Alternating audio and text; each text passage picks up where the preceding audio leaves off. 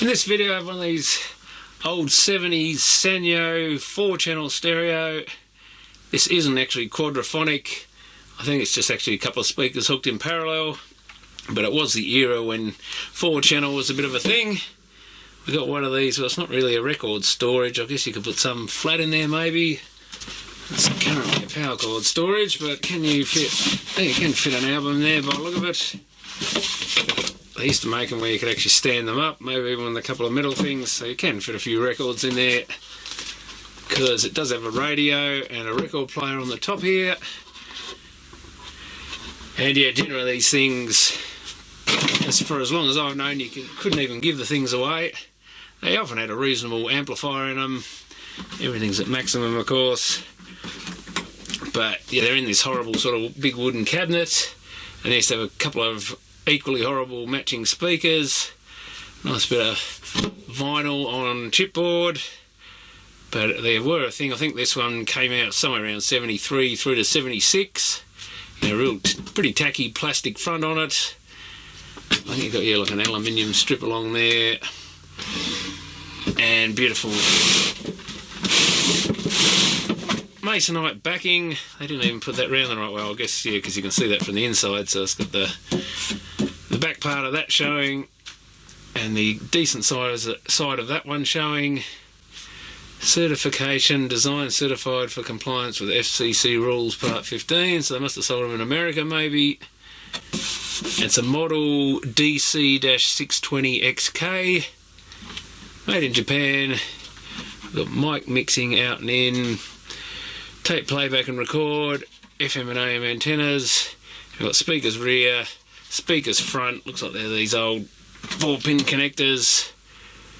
I'm not even sure what they really call those things. A lot of old valve type equipment and stuff used those. They were still a thing in the 70s for a bit, I think. Kind of a bit like a 2-pin. They almost look like a 2-pin DIN, but I don't think they quite are. They did make a 2-pin version of these. They got one thick. Oh, these have the pins spread differently, but I think the other ones look like one thick pin, one thin pin, so you can only get them around one way, which is what you want to avoid getting your channels out of phase. Look like someone's unsoldered that, because that wire, basically, you strip the wire, poke it down a little hollow pin, and then solder it on the end. And someone's yanked on this. It's just broken the solder, I think. That should push in there somewhere, and you can just see it coming back to the end of these little hollow pins. So, quite an old school connector, not very easy to get in and out, and that's the problem, because people tend to re-yank on the cable, because you can barely grab these little things, and they're quite tight. So, not the greatest thing. God, I think, I see someone's extended the cord with, I don't know, a vacuum cleaner cord, or maybe just another cord. Look at that for a nice bit of dodgy wiring. Just what we like to see. Old HBM plug. One's prior to them putting a strain relief sort of thing on there, and that's pulling out. So not exactly the safest thing. Looks like we've got some quality assurance stamps. And yeah, this one's was it for sale for ages in a shop, and I just offered them a low price for it because they sat there for ages and no one wanted it. I thought I might as well just buy it for parts. And this is the record player part. Don't think it's anything too fancy. Got one of those adapters for the records with a large hole. That should probably be sitting over there somewhere. All that fell off when I moved it. 33 and 45, looks a bit bent. And it says it takes a stylus type ST14. This thing's kind of loose. That's a bit bent. That might have been my fault. I think it's just a fake, kind of looks like a detachable stylus, but I can see a couple of wires just going straight up in there, or just detachable head shell, and it may be partly my fault, but the stylus is a bit bent because I forgot to check if it was actually held down by anything, and it wasn't, so I put this on its side in the car, and that probably meant it got banged around a bit. The rubber mat and everything fell off, as they do. That probably needs to stick out a bit more. You can, so I just bend these back into shape. Not sure they're up to full hi-fi standard afterwards, but this thing was never the greatest anyway. And I did have a quick look at the circuit for this, just to see if there was any sort of real 4-channel thing to it. And in the circuit it didn't show much even in the way of equalisation for the head shell, so I assume this is just a ceramic cartridge. It looks like one, this little black sort of cartridge there. That should come off somehow. Oh, here we go. Which way does this one come? It doesn't seem to want to come at all. You just slide it forward, I think. So that's your little ST14, and oh man, that is bent. Go take the rubber bit off it and it's bent all over the place. Let's see if I can get that a bit straighter. What's the sitting little rubber piece there? That's a bit more like it should be. Man, that thing's a bit rough, but oh well. Yeah, so that does look like just a little standard ceramic type cartridge, only very low end. Supposedly this thing was $400 or something, according to the Radio Museum. Can you believe that? But I think it puts out around 8 or 9 watts. I don't know if that's a channel or in total. Oh, that's lifting the arm. And what are we doing? Dropping it back down. Play and stop. Eject the record. So we'll plug this thing in and see what it does. More than likely it works unless the record player is seized up.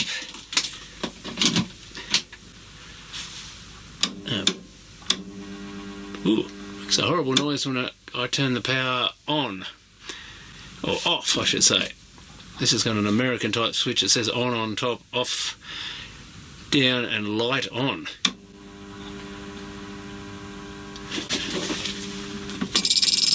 Ooh, listen to that.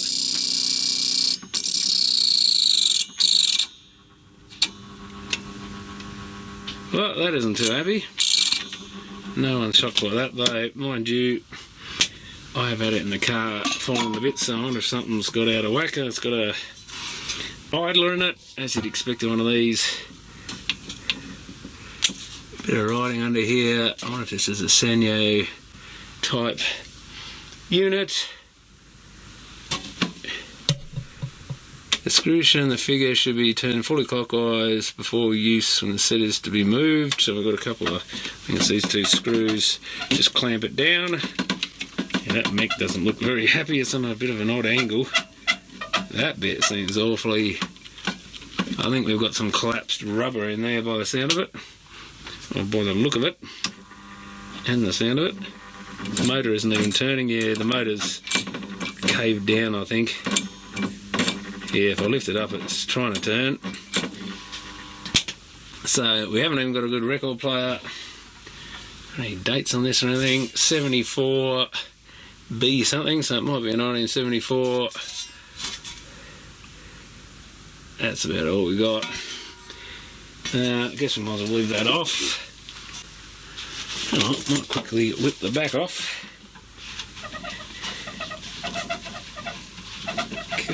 Record player's noisy. Not very good screws on it. But about all this thing's really good for is like a test amp or something. That's about all they were good for. Like I say, you could not give these things away to people. But one thing you could do is just rip this whole amp unit out, throw the record player and box away, and use it in a workshop, mount it in on a shelf or something. And you've got your auxiliary input from tape. You've got an audio source built in. I'm not sure. Oh yeah, it's got a record output, so it's basically made to be a test amp. Is it all on one chassis? Looks like it probably is. Oh, you've got a bunch of light. Looks like lights there. Blue dials. This thing might look half decent when it lights up. And yeah, our turntable motor has certainly dropped down here. Looks like some rubber mounts. Yeah, oh god, look at this lovely cobwebs and stuff hanging in here. So yeah, radio dial, but yeah, there's the record player motor. We'll have a better look at it later, but that's just possibly turned to goo or something. There's something sticky in there. So I'm not sure, we can use a couple of old grommets or something maybe. Reasonable sized transformer, big filter cap, heaps of dust, and it's just a transistor output, TO220s. So it's not much different to a basic Pioneer amp or something in that sense. They did actually sound half decent normally, these things, but the problem was the amount of space they took up.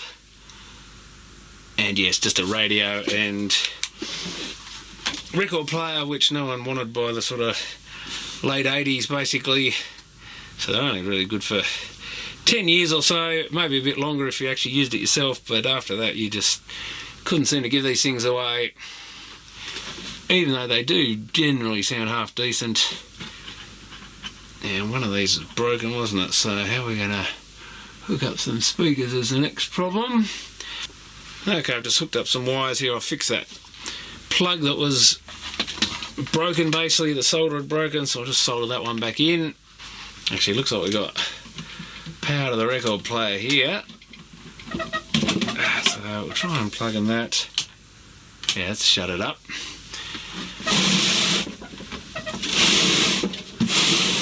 Better not to run that motor like that. But scratchy at least on one volume.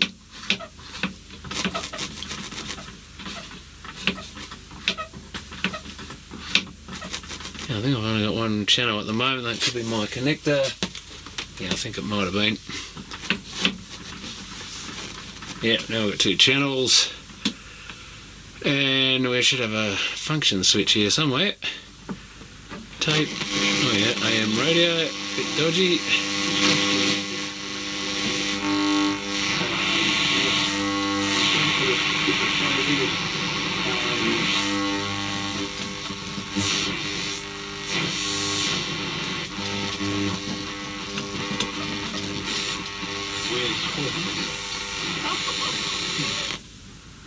Oh no, FM's dead, unless it's muting. Oh, it's on FM auto, so it probably is muting. Can we turn that off?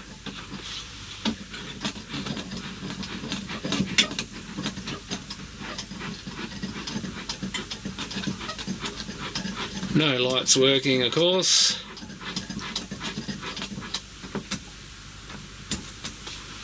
Oh, it's the phono. Yep, that's working. I need an antenna on this. At least my finger on it.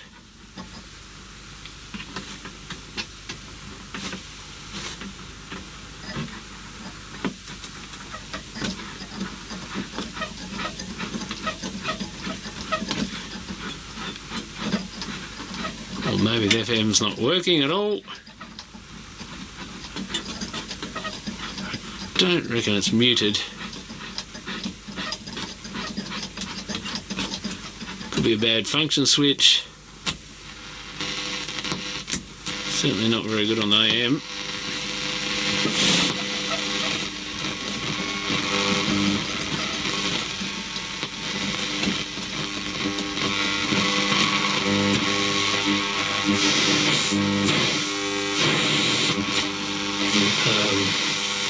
On the Tasmanian Infant page, the photographer put it up on there, and we'll see if there's like a common trend.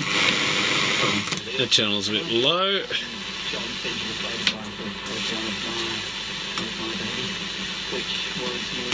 Hold on. And but there was a big fire. Oh, that's better. Oops, something's crackling a bit. So it may have issues in the amp or something. But yeah, not in very good working order by the look of it. Whatever that, oh, that sounds there with the volume down. So we've got some hash. Something in the amp's not happy.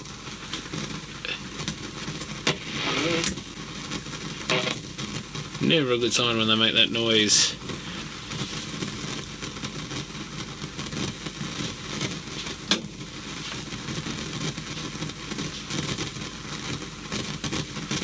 Just the filter cap. No, turn it off there. I don't think that power on off doesn't do anything much, I don't think, unless it's something to do with the record player. Off, slide on, on.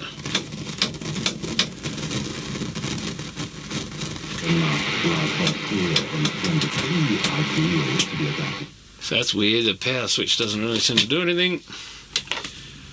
But I'm going to pull this thing to bits anyway, so I think we'll pull the chassis out and have a bit of a look. Might have a quick look at the record player, see if it can be fixed easily. I think it's just rubber mounts. Do we probably have screws underneath here or something? Chassis must be, oh yeah, I can see a screw coming up there, so there'll be another one under the transformer, so it's screwed underneath. Needs new lamps. Oh yeah, the record player's got those little clips on it. You just tip them over. There's bits of chipboard or something breaking off. And we've got audio connections, looks like 2 RCAs. And that should get our record player out.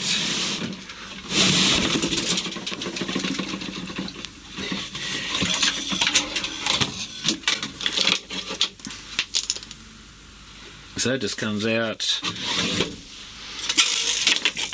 nice and easily. Actually shove that in there, I guess. And yeah, 4 screws under there.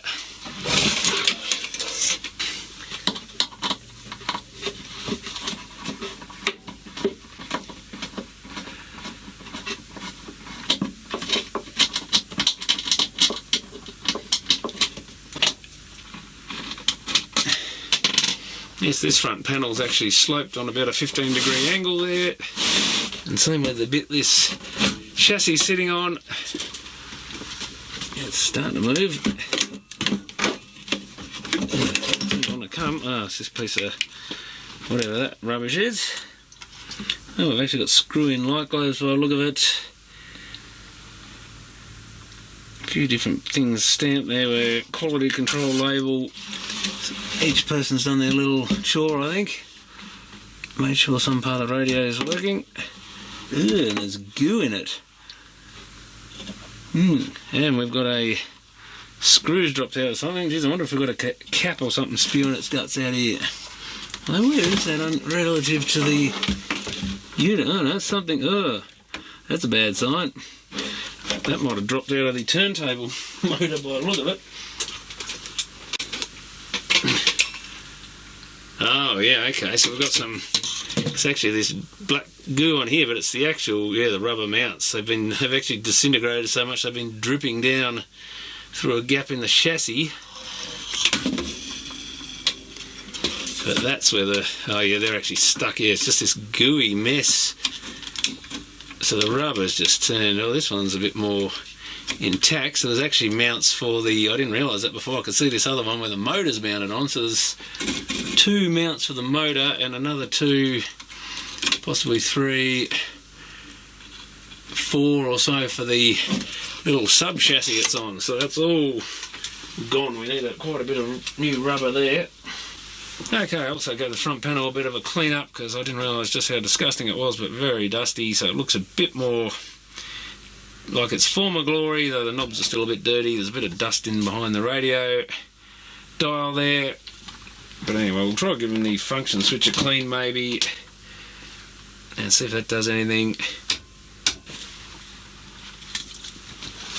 And I can confirm that the 4 speakers, they're just wires here, ground to ground, red to one channel, white to the other on these rear speakers, so they do absolutely nothing. That's our function switch. Can't really get to it. Big flat function switch there. Can't really see the contacts. Oh, come on. I'll just give everything a good dose of cleaner.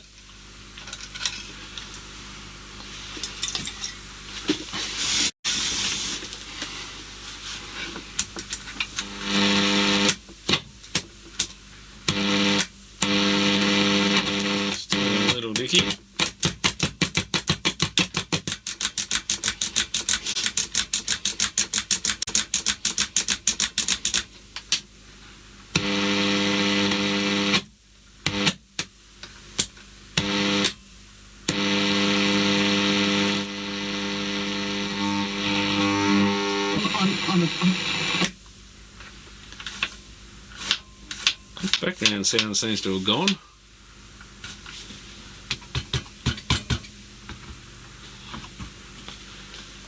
Question is. Just a slight bit of FM sound there. Hum from the turntable.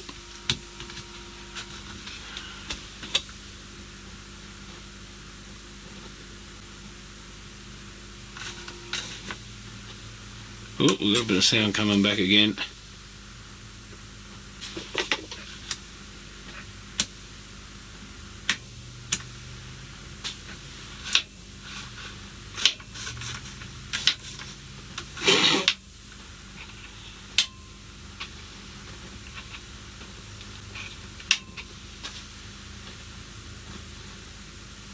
Yeah, there is a slight bit of sound in the speaker there.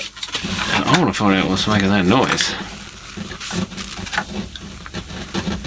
Looks like the old die-cast piece for the tuner. At least it's got a weight on it, but it's actually cracking by the look of it. There's a crack going sideways as well as along it. Looks like a big lump of die-cast of some sort. Now with a fault like that, you need to start with the inputs.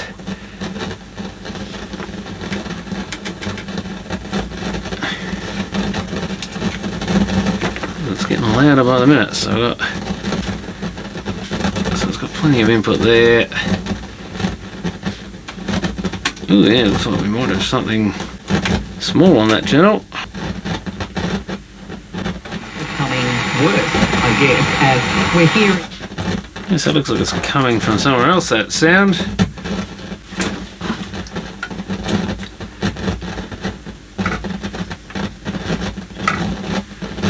Guess we can undo the wire wound. They like to use wire wound stuff probably quicker in the factory to hook things up.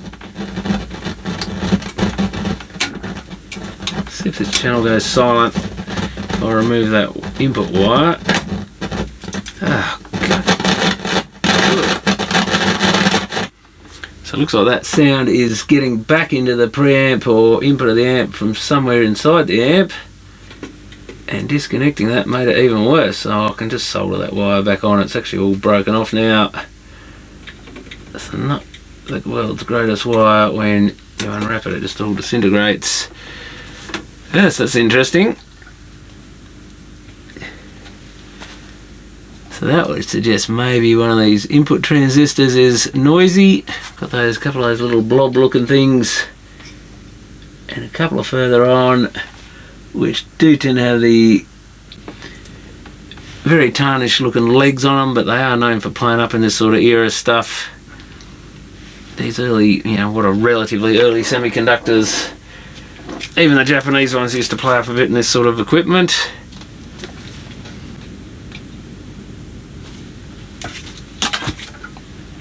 And they were usually the better quality ones.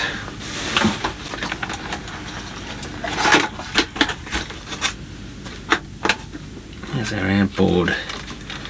But yeah, some Japanese amps in this sort of area, you just blanket change everything a lot of the time.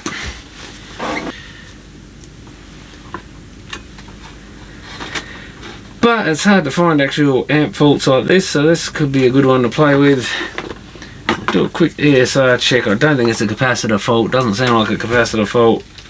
But I do want to see what the caps are like in this thing. 0.6 is that one, I think. There's a little input cap there. Probably not usually. Yes. Is that it? It's always hard to tell where they are. So I've got a resistor, that cap, a resistor, which is that, yeah, that's the capacitor, so that measures 3.7 and maybe a little high, but not the end of the world.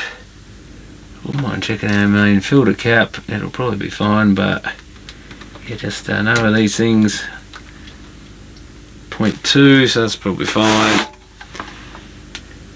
I've got a couple of bigger ones. The fact it's only coming out of one channel suggests it's not a power related thing, because normally if it's power related it'd be both of them playing up. They're super low value. Amazing how good these caps still are on these things. That's an output coupling cap, I think, or something along those lines. They're all fine. You can pretty well guarantee it's one of those. Well, it could be an output transistor. Most of these amps have feedback in them. I don't like the look of these intermediate, whatever they are, transistors. Probably first stage, second stage, and then the outputs. Those ones look decidedly like dodgy ones. Let's have a look what it is. Don't know whether we can find any varying voltages or anything. But that's another thing to have a look for on the actual transistors. That bloody wire come off.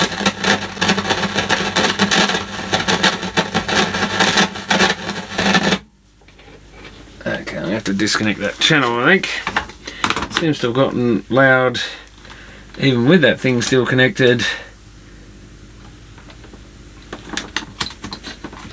I should have a quick look at some of these. Just being careful, there may be 240 volts loose here somewhere. Oh, bound to be, there's the voltage selector and stuff, so again, always being wary of audio equipment.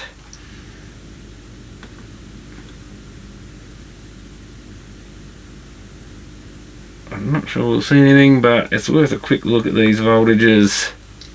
Like that is pulsing a bit. Probably not a good sign. Let's have a look at the other channel, 23. Yeah, so that's 13 volts and steady.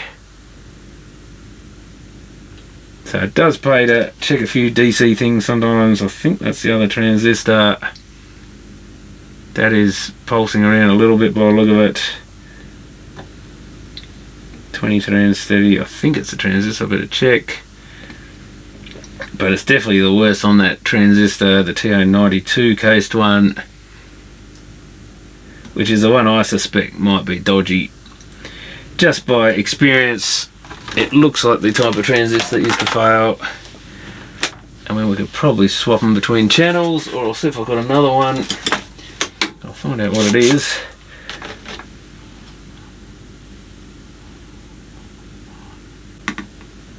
My bet would be that one, because sometimes chasing the actual signal in amplifiers is pretty pointless because you've got feedback, so it just goes around in a loop, and you've got distortion going in here and there and back out again, and even disconnecting stages doesn't always tell you much because it just sort of kills everything.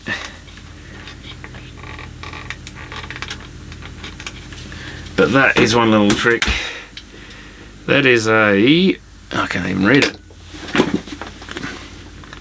I think it is an A 2SA659. Now you can always just swap it with the other channel. I guess we could even do that just to prove a point, but that's the beauty about stereo stuff. If you've got a bad channel and you think you got the part that's faulty, you can always swap it with the other channel to prove it. 659 is a 50 volt, 0.2 amp, 0.3 watt, 90 megahertz. So it's basically a BC557, BC307. Thought it'd be something like that. Now, what's this other transistor I got? A628. Now, what is it? 7C as well. Standard pin out. 628. That's a 7B. Almost the same thing. A little bit lower voltage. 7C 60 volt, 0.2 amp. So 2SA539 is slightly better. Yeah, 10 volts better, same current rating. 2SA539, not quite as high power, but it will do to test it, I think. And it may make zero difference, and it may fix it, we just don't know. But I've disconnected the speaker, so we won't know.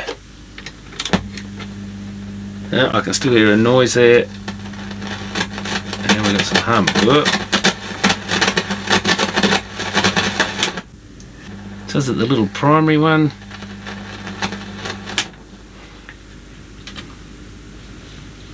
That's got a flat bit facing out, and that should have it facing in, I think. Yeah. Oh no! Ha!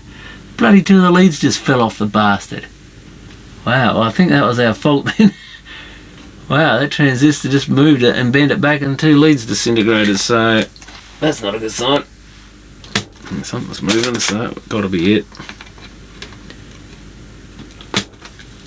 There's the lead, and he's sucked it through the hole. And the other one fell out. And get rid of those. I think they're actually gold plated, possibly. Not that it helped much. But yeah, the fact that it's so mechanically weak is not a good sign. Now we're going to find out what it actually is.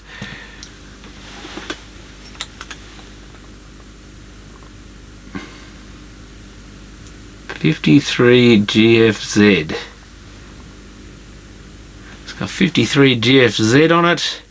I think these were a little epoxy case or something. They got this little base bit and the leads go through, I think, and there's a little transistor thing on top and then a daub of epoxy over it. I might have to go look at the manual, see what the hell that's supposed to be. Well, it turns out it's not a 53G, it's a 536, and which, yeah, when I look at it again, I guess it sort of is, just because it was followed by letters. But it's a C2SC 536, which is, I thought that should have 3 number code on there. Oh, it turns out I've actually got a more modern looking C536. Now the real question is, which way was the flat bit? I have to check the other one, I think.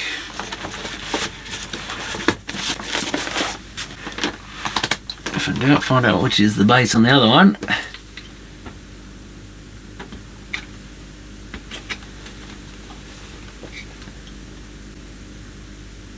It should be one of these end pins. So that's got the base at that end. This one's probably going to have the base. Yeah, we've got the same resistors there. So it's going to have the base at the other end.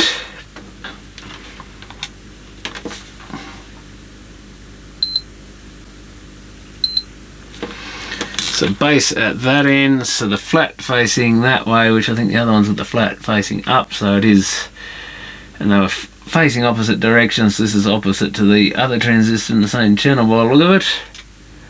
Guess we'll soon find out.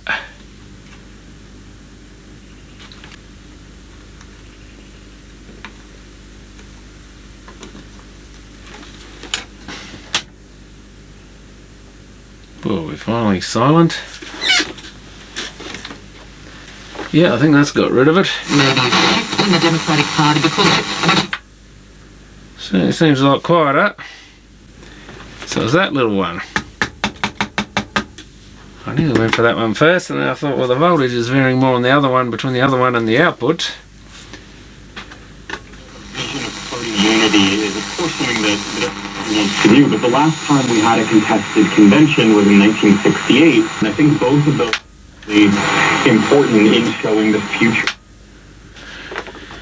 Yeah, so I've got the original little other drive transistor in there, but looks to have been that little 536. Probably should really replace the other one if you're going to make your thing extra reliable, because if one's gone, there's a chance there's a problem with those. And yeah, transistors from this era known for causing weird problems. Principles has really important, especially in light of the conflict.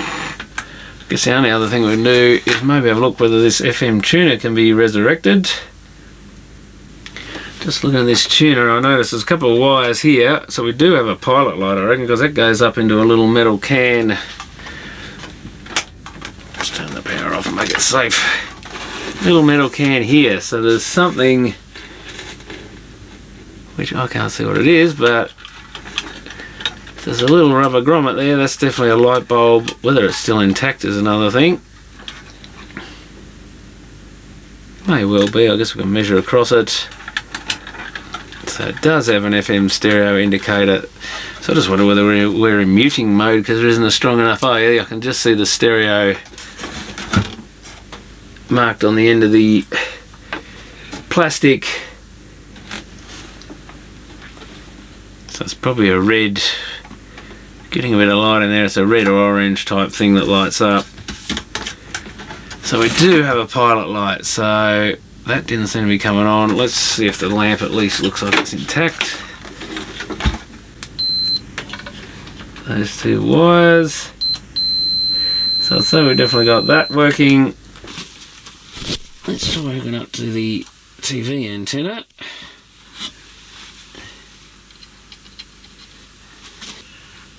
Yeah, no sign of FM light. Zero audio. But we know I've got audio into the amp.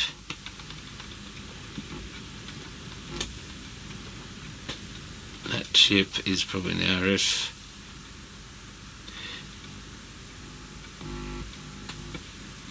That might be the final decoder chip or whatever.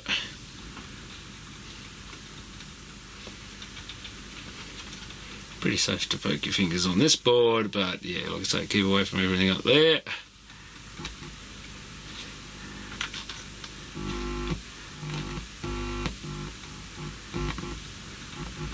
So that's the audio output.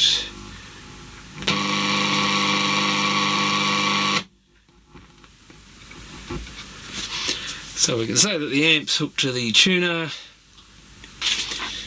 Okay, got the circuit for it. And yeah, the transistor's sort of faulty in it with these first little driver transistor in the amp section. I initially had, I think, the collector, maybe it was the emitter, no, it was the collector because it was going to the next transistor. That was where the voltage was varying around all over the place. But of course the problem is if this driver to that transistor feeds it rubbish signals, then it's going to obviously amplify that signal basically and repeat it. But that's the issue with that. And we've got these, of course they only show IC outlines, so I've had to get the data sheets. Basically got an AM FM radio chip LA1201, and then that's followed by this FM decoder chip, which is, what was it again, LA3301, and that's got the pilot light, stereo indicator, and that out of this one I think we've got at least a discriminator rather than just a detector. I think that's the FM with two diodes off the little IF can. That's the signal into the chip. Pin 3, it's actually got a test point there which doesn't show you what goes in there, but maybe the data sheet's got, we've got a 38 kilohertz filter. I think somewhere we've got the 19 kilohertz coil and 38 kilohertz coil.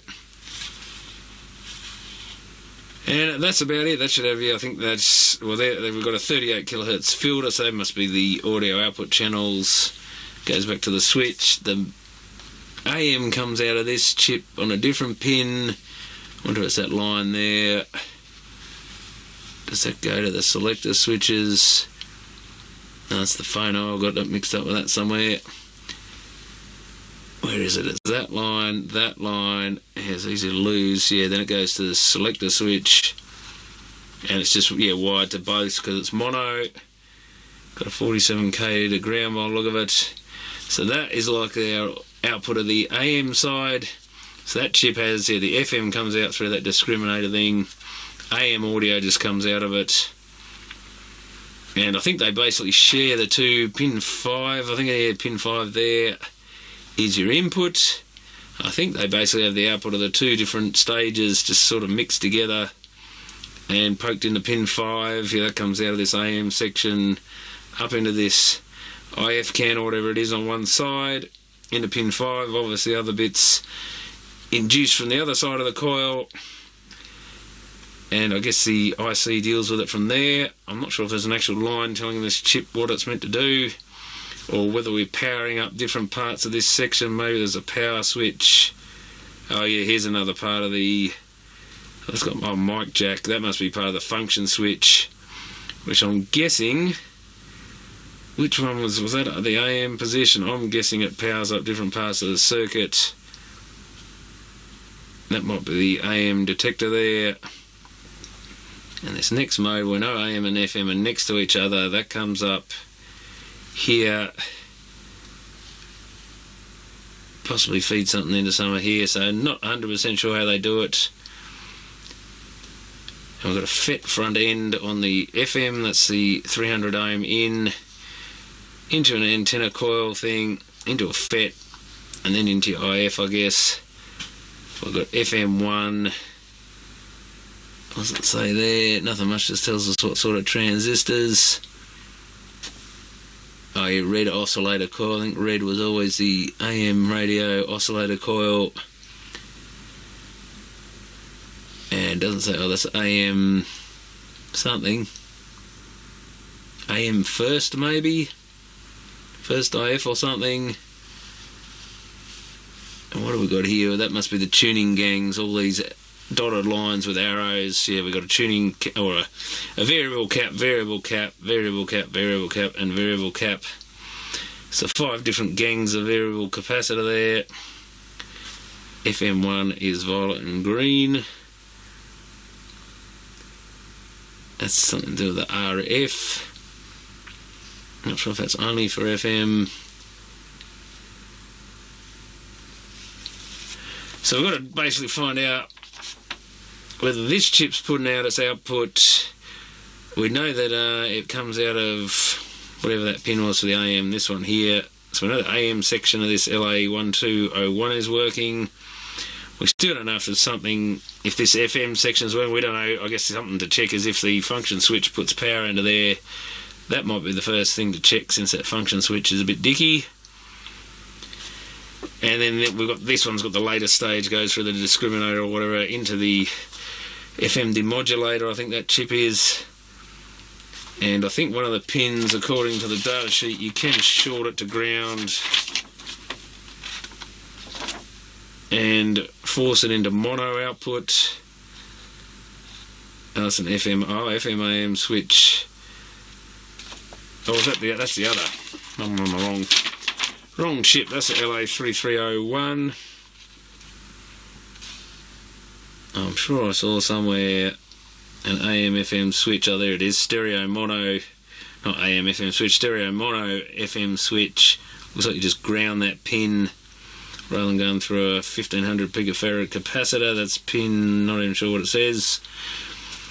Might have to look at the original again, possibly 7 or something. 7 or 2, one or the other. And of course there is no other 7 or 2, so who knows. I think that's actually pin 2.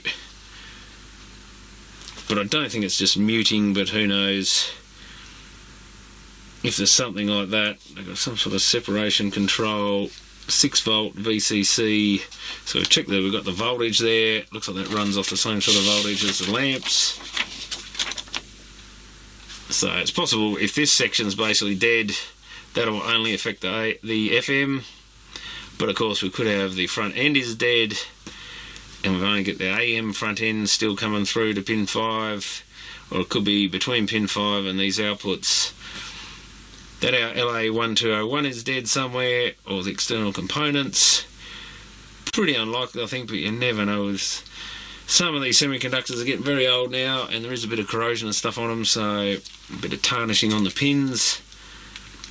But generally in Japanese stuff, I'd say the chips are probably fine. It's usually something external.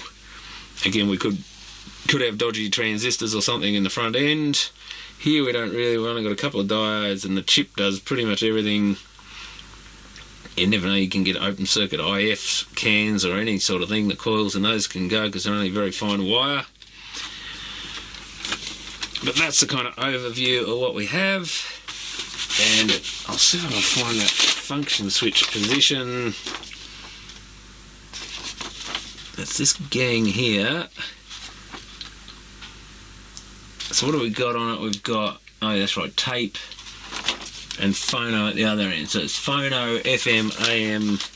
So now we've got our phono inputs here. They go to that end, the top end of the switch.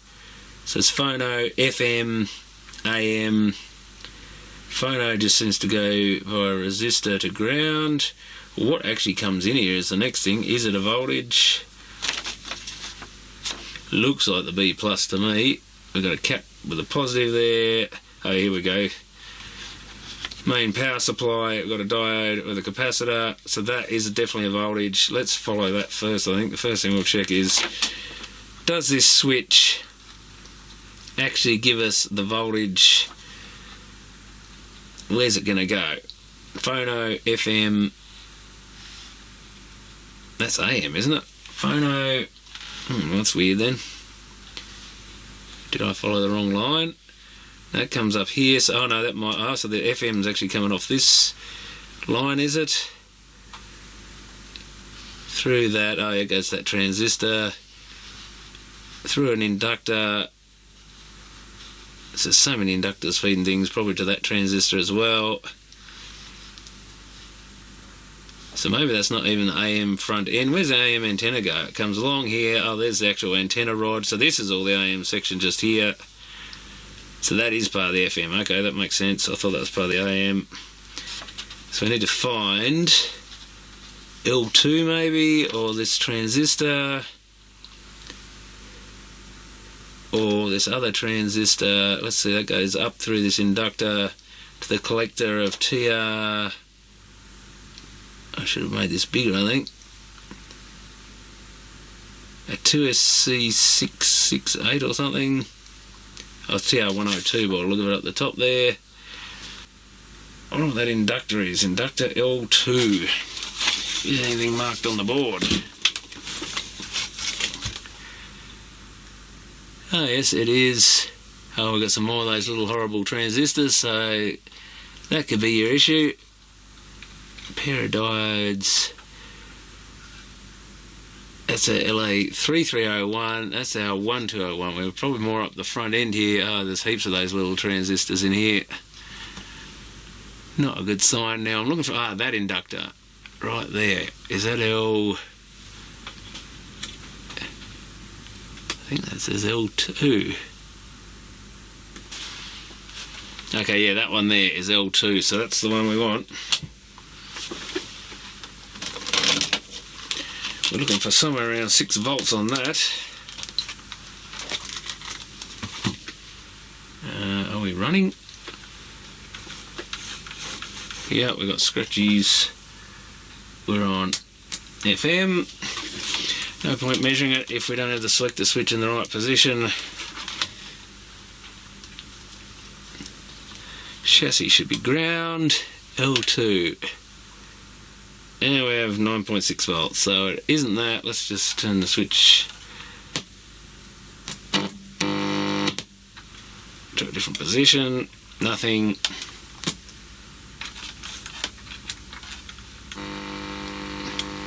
Nothing. So we've confirmed that we at least have voltage there. Now what pin? Oh god, what's this? Oh, that's alright. Got a bit of fluff and stuff there. See if we've got anything to this LA3301, I guess. We know the 1201's working because the AM side of it's working. Should be the same B plus on that. It is... which pin? Pin 1. Pin 1 of the 3301, which will be the notches at this end. I don't want to short anything out here. Let's just make sure that that's the dot end and notch on the IC.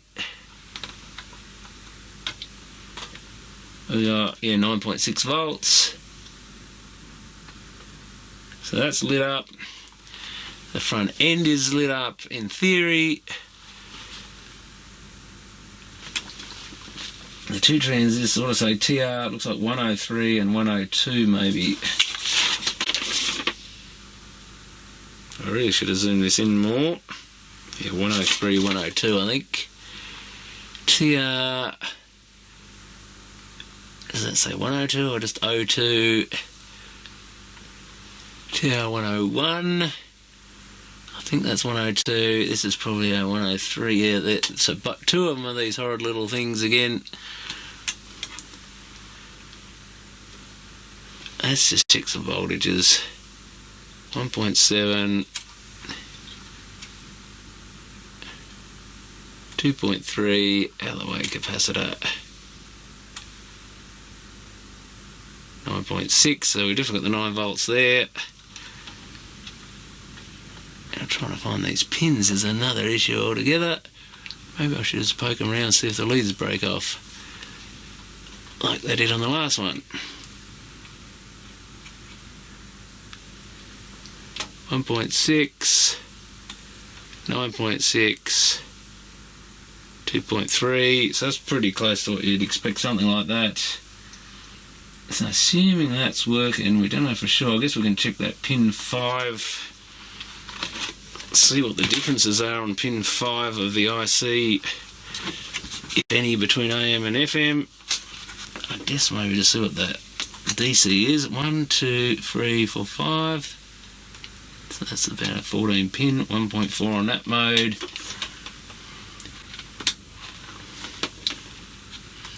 That one I think it was. 1.4 in that mode, no change in the DC.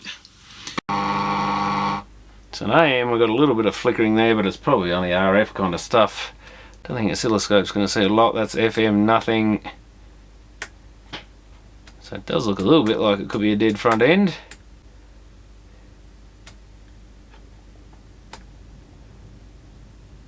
But that's not really all that conclusive. I guess the next thing to really look at is there anything going into the fact we've got no hiss, no nothing. Could well mean that something like that we should come out of pin, well, AM comes out on pin 1. And that IC, well, we've got a heap of something there.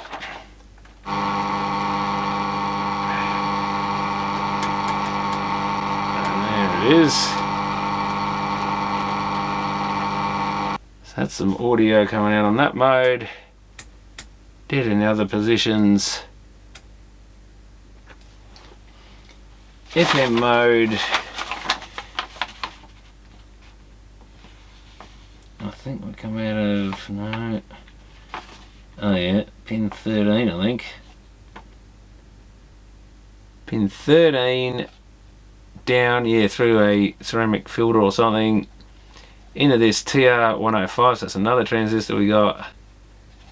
Ground on one side, up into this IF can, so it should get its collector voltage coming via that winding, and then that's induced into the discriminator and stuff. So I guess we should check the voltage on this TR105, is it? Yeah, 105 up the top here. And the signal going into it if we can see anything. Just got to find where it is. Little one over here. Oh yeah, there's the ceramic filter right next to it, so I should be able to find that easy enough. Is it a 3-pin ceramic filter? Oh, there it is, 3-pin ceramic filter and 3-pin transistor next to it, I believe. Oh, we've got plated through holes on this board, I didn't even notice that before. They can sometimes be troublesome, but probably not in this case. So an FM, I guess that filter is actually a useful point. Just says there's something going on there, which it looks pretty dead around there. And if that's pretty dead, then our transistor's not going to be doing much. Better check the DC conditions.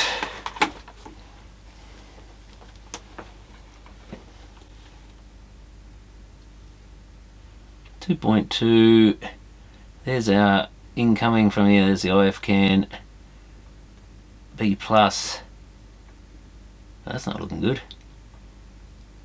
Oh, no, what have we got? 8.89, 2.2, and nothing. If that's the transistor, I think I'm on the transistor. It's not measuring in, it's pretty sure that's it. Turn the power off. Now does that feed into the filter feeds into it. One side of it is kind of groundish. Be that one I guess, because that's the one measuring low.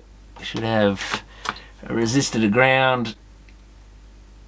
Yeah, I thought it said 680 ohms. So other side's the base, I think. Yeah, that's measuring a bit high. If it's a, is it a PMP or MPN? I think it was an MPN. Now maybe I'm not across the transistor, we get the right reading there. Better check I'm definitely on the pins I'm on are actually it. Well, I kind of wanted to check they're all open. I better make a note which way this thing's facing. It's got its flat bit towards the front.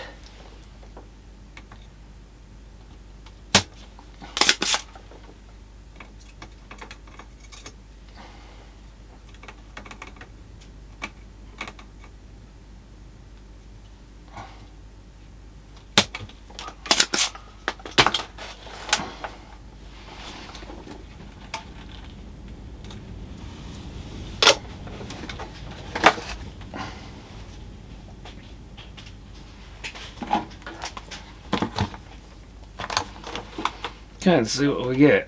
I'm not sure which end was the base now. That's the base. It'll be fine. No. Nothing there. Let's try it the other way around. I think that thing's open circuit. Let's put it in the tester and see what it says. No unknown or damaged part. I would have thought I'd at least come up with a diode or something for it. Maybe this thing doesn't even think there's a good junction there at all. Oh yeah, there you go. We got a diode. That's what I would have expected because I'm measuring one junction. So that is another one of those little transistors that looks like it's cactus. Whether it's the on fault in the FM, I don't know, but see if we can read this one.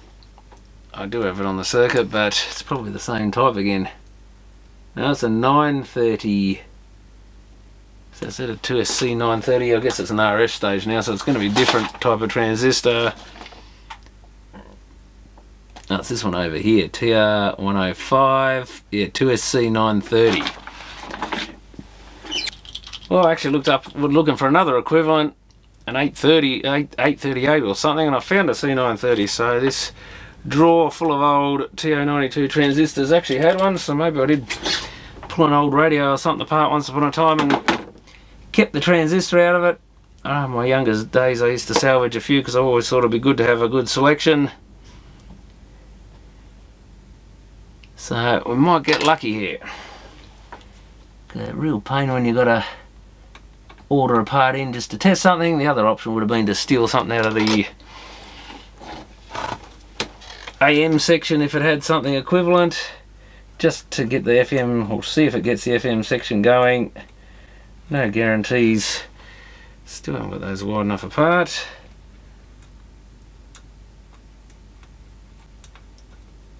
So let's try that in there. Flat bit facing the same way.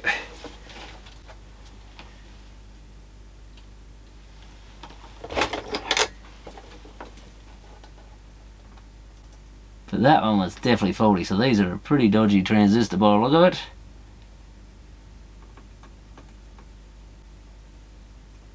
Anything in that case? I don't think that have we lost our lead? No, it's there, I think. Let me just check that we do have a transistor in place. That's the problem with using second-hand ones. Leads aren't very long. That was the base end, I think. Well, that's measuring better. And I've taped up one of the speakers, make it a bit safer. Still dead.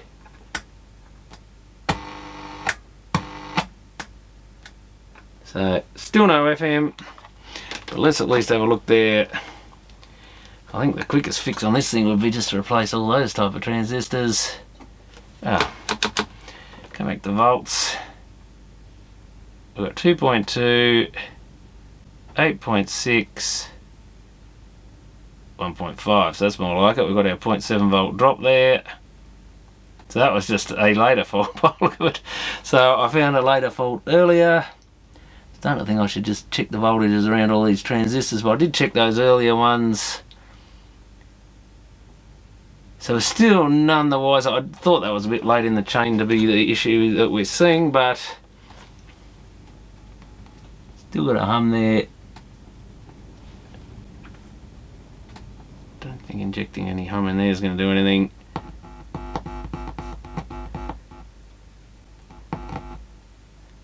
But the rest of it's kind of RF-y stuff coming in. So we didn't have anything on our filter there.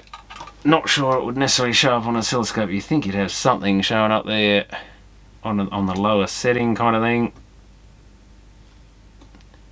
That transistor's basically... Oh! We do have something on there now. We didn't have that before. What is that?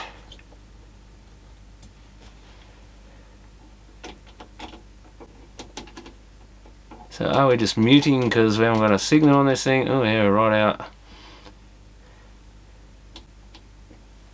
Oh, we've got something there now. That's on that IF.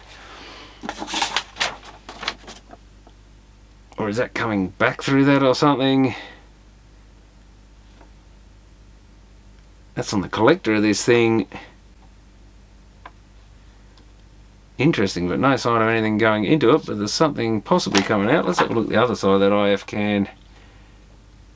Because you never know, we might be getting something. Yeah, we are. I'm guessing that's coming back from the other side.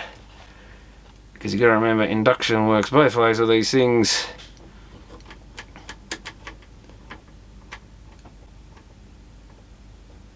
And if there's a signal on the other side, if this side's basically dead, it'll still potentially register what's on the other side. It's not really the same signal, I don't think. So are we inducing that signal through to the other side? Possibly it is correct.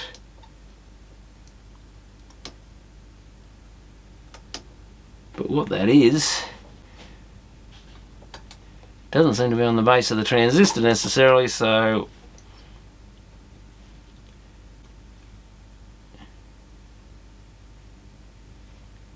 unless this transistor is acting as some sort of diode, but at least we've got something more than what we had before. I guess that's something.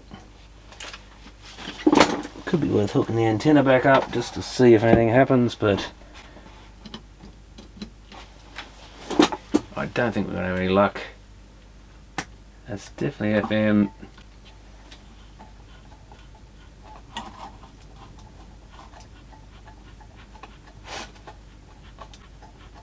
Still nothing.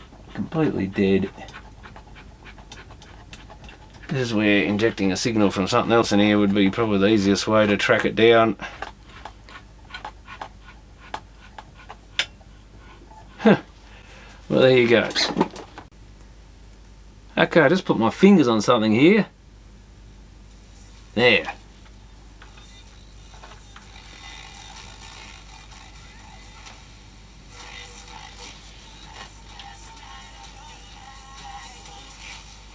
God, if I wasn't tuned to a channel, that wouldn't have helped.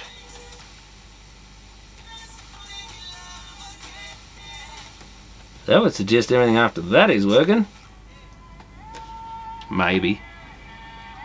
That's at full volume. Sometimes the old finger trick does work with radios. I'm sort of near the second coil after the FET there. So could we have an open circuit cap or something I'm bypassing? Can't be much wrong with it if that's...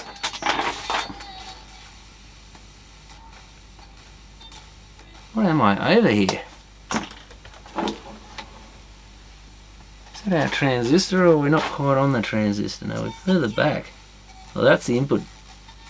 No, touching that transistor.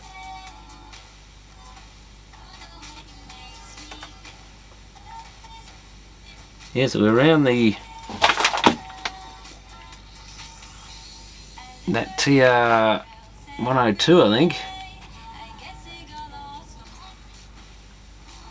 So I'm not actually touching anything. Or am I touching that? No. Just having my finger near there. Unless that means that the FET stage isn't working.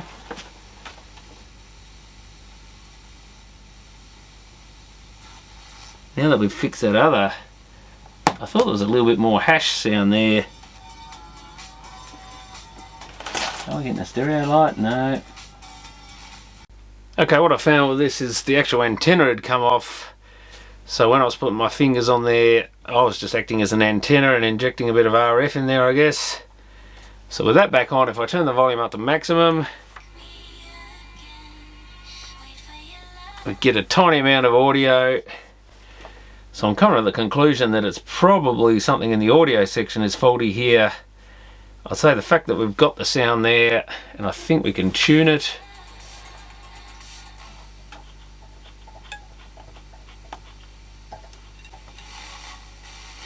It's probably ABC-FM or something. That might be ABC-FM. Probably Triple J and ABC-FM. Something else there. They're normally a bit distorted here because I don't get the best reception. So with the antenna on, we get low level audio out of this thing. So I think the FM section's basically working, but it's something, so more likely is around that transistor that I replaced before, getting into the demodulator, decoder, whatever there. And we know that if I put my fingers, oh, I've got to turn the volume up, I think. I've got plenty of audio out of this thing. Ooh.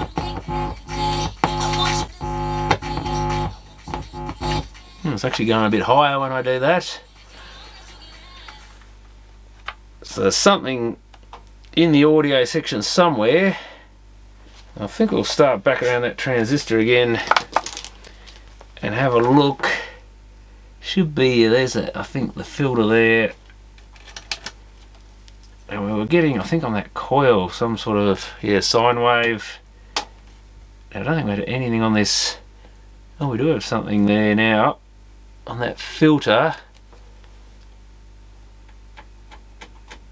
Oh, we've actually got something that almost looks a bit like a some sort of modulated signal. There's a heap there now.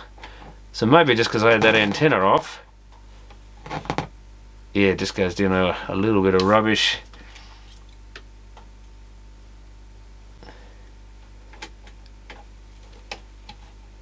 Yeah, before when I was looking on there, I really didn't see anything. So that might explain what was going on. We just lost antenna. So it looks like there's plenty of signal on that. Is that a, well, it wouldn't be a 5.5, that's a television one. Is that a 10.7 or something? Filter, where are we? There. On the base of that transistor, doesn't say what it is, I don't think, unless it says somewhere else. I can actually read it, I wonder. I forget what the ceramic filter in a FM radio is, even what frequency.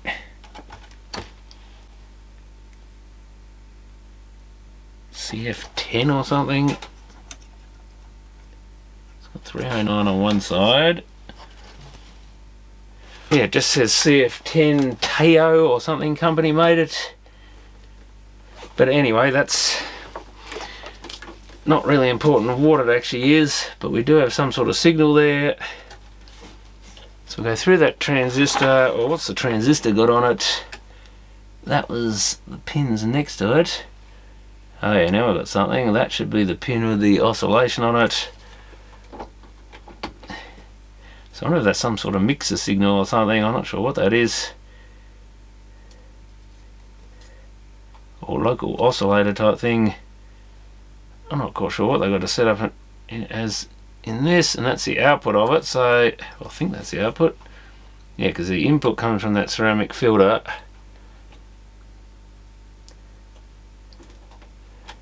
There's an absolute ton of that signal. Yeah, that's that oscillation or sine wave.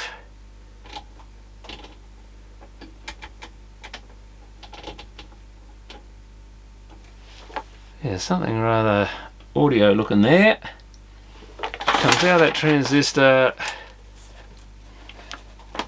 There's always something like that happens to put you off your game and make you think something else is faulty. It goes into that, so basically into an IF type thing, and that's then into those two diodes, and they come where? Oh, that's the signal out of the two capacitors in the middle there, through a electrolytic capacitor, something like that could be faulty, I guess, through an inductor, so that's probably filtering something. Inductor with a cap, like a little tuned circuit or something, into pin 3 of this LA3301, and then it's basically out of that chip is these two other filters. I think they're 38 kilohertz filters, and through two capacitors and into the audio chain, so when I'm putting my fingers on the board and humming, we're touching somewhere around that 11 and 12 output of that IC, or those filters, or the caps. So I need to follow through that. That's that IF can. I think the oscillation, the sine wave's on, and we should have something on the other side. So we've got two diodes that must be somewhere around, if we can find where they are. Well, that's the output of the unit here, and that looks like our sine wave again. It's massive, whatever it is. Where are we? Not used to this oscilloscope, so I'm trying to find, even though the controls are kind of the same as any other, I guess. So got two signals there. I wonder, does that go into the diodes?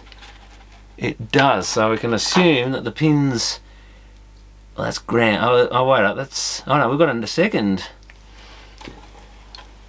Yeah, we've got a double IF can, a pink and then a blue. Oh, there's the diodes. The two diodes are up on the board here somewhere. So we've got a second, so it goes through one IF can, through a second one, and that will be one of the diodes there. That'll be the other one there, so I assume these other pins here. Ooh, I can hear sound now.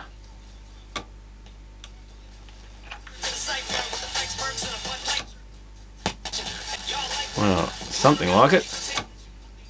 Well, that's weird.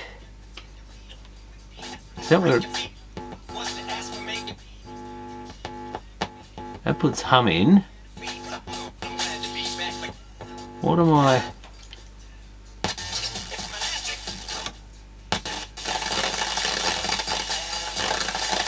That's really distorted, whatever that is. So we're putting an oscilloscope probe on the output of these diodes. So what are we doing? Putting a capacitor or resistor to ground. That's what the oscilloscope probe's doing, and my finger going on there. So the finger's really having a good effect on this thing today.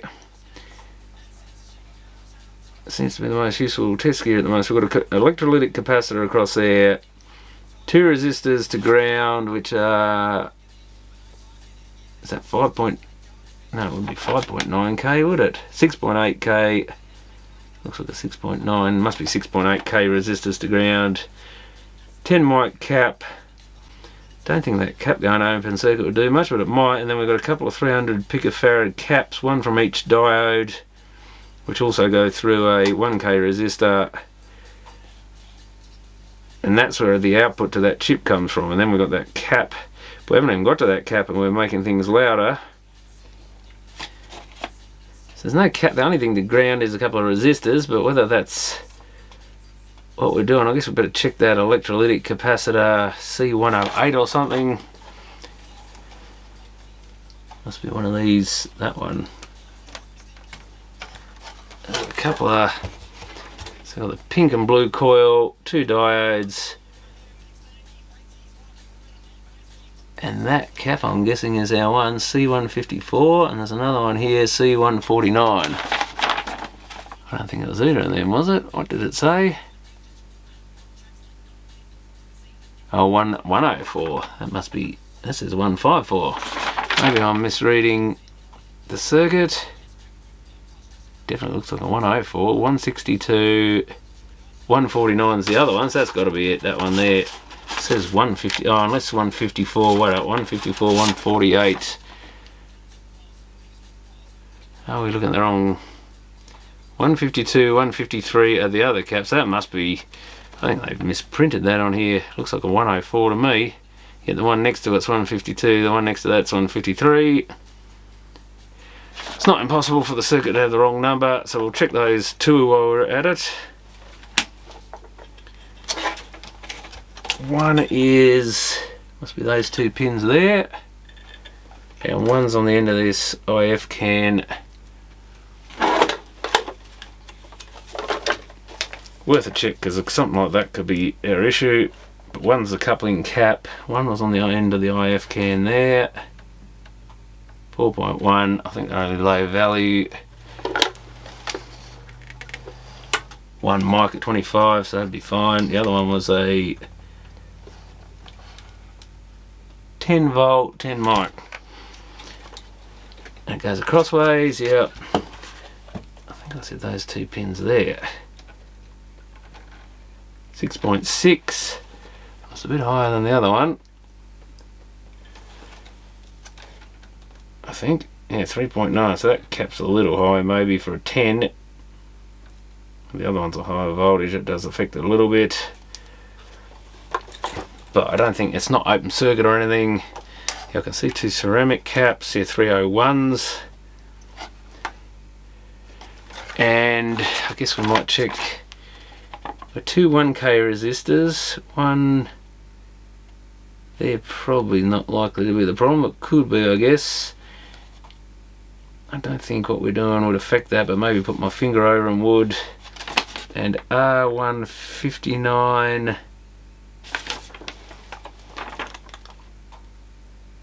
think it's 159, and I can't read the other one, 138 it looks like.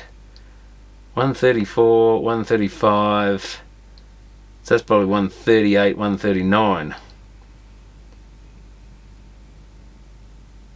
34, 35, 38, 39. Let's find those resistors. There aren't any resistors. Oh, so this is one of those boards, not just with the plated through holes, this has got the tracks, silver looking tracks on top and actual carbon resistors built into them. I didn't even really notice that before. I've been looking at this board up the front end, there's not really any of that. So I wasn't even taking much notice of that. Well, there's 138, 39 I think, which are in the right area. And what did I say the other two were?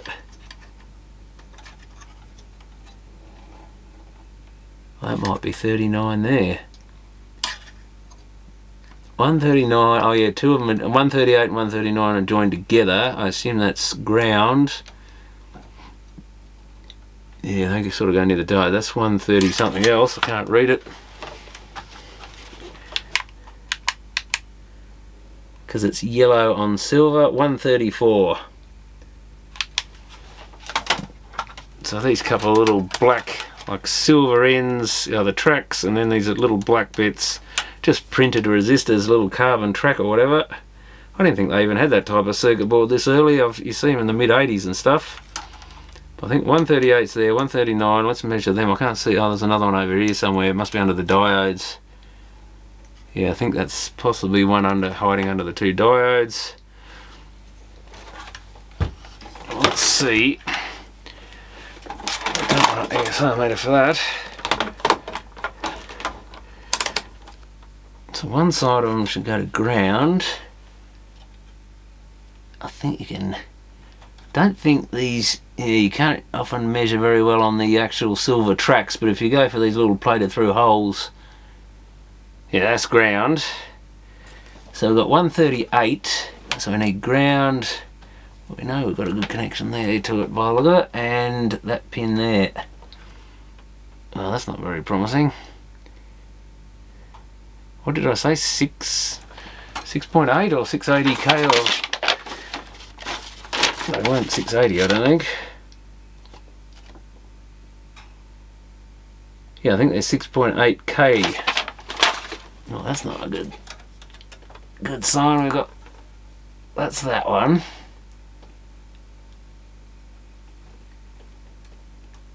We're getting in the megs or high Ks.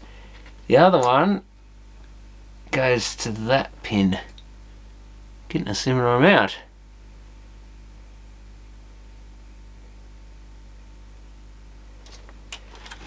That, I think, is the other one of the other resistors. Let's see if that's the one under the diode, which is about a K. I think I said they were 21Ks. That's one of our other ones. And the other one is between these two pins. 134 it was. I think we wanted 134. It's a bit random, but we're going to get a connection.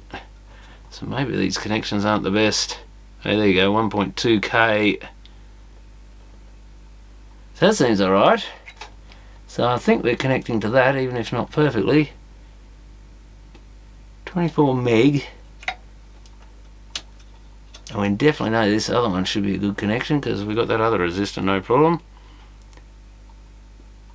Up in the high megs and then nothing. Surely they aren't open circuit.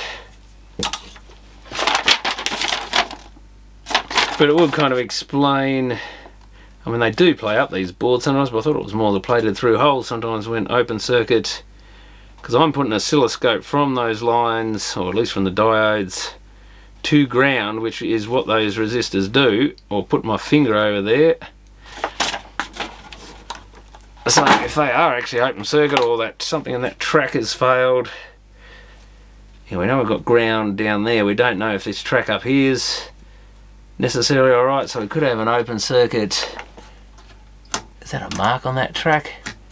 It's part of the problem. I don't know if these have got some sort of coating on them or what it is, but maybe we've got an open circuit track to both of them. Can I? Ooh, it's the problem with scraping it. There is scraping it off, and I might have just done a bit of that. Let's have a look. Something's certainly scraped off. I think it is a kind of lacquer. I'm not sure, I can't tell if I've gone through that silver or not, but it's pretty fine stuff. It's just a printed on, I'm not sure if it is actual silver, but it may be like that silver paint.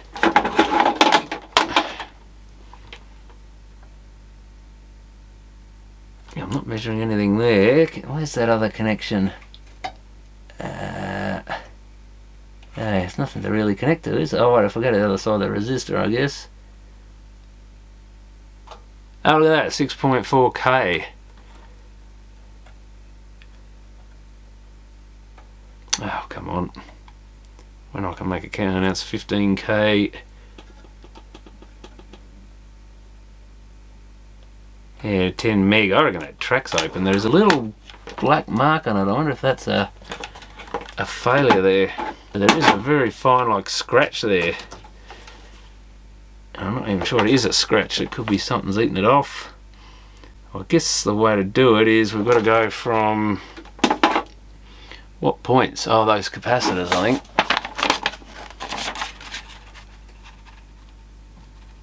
Yeah, they go from the outside of those two little ceramic caps, two green ones there, to ground. So I guess if I find myself a resistor, we can put one across and see what happens. Okay, I got myself a couple of resistors.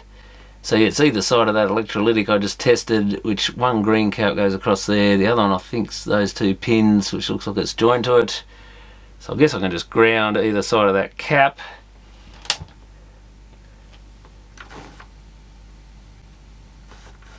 Antenna's come off again. I better not put it at full volume in case. Well, I guess that's the chassis. And that's the electrode. Just putting a resistor on there. Oh. Interesting, makes both channels louder. The other side of that cap I think is there.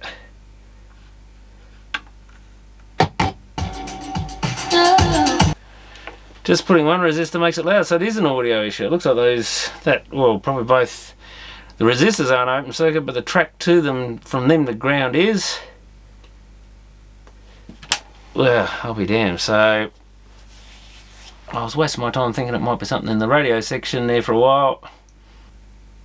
But turns out, yeah, lack of antenna to start with, and you had to turn the volume up flat out to hear anything. And then we've got a second problem in the audio section, so that's in the decoder part, or feeds it. Yeah, I think that's what they call FM discriminator. 2 diodes. It's just, yeah, for some reason the signal on those diodes is pulled to ground.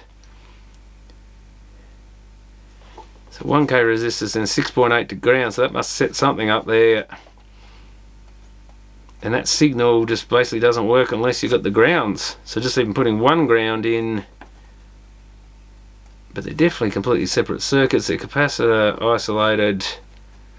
Oh well, we'll solder a couple of resistors across there. Power off.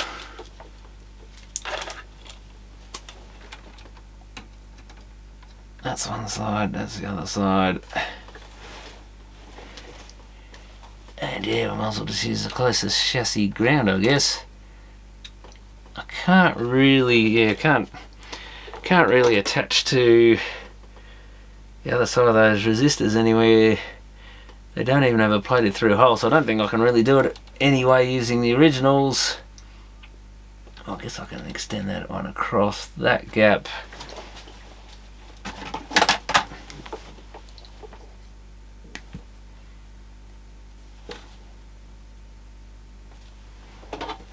I guess I should probably try and join 2 of them together, because it's going to be impossible to solder them onto the one pad otherwise. If I twist them a little bit together, otherwise you melt one and the other one will fall off or something. Guess I can probably hold them for now together, but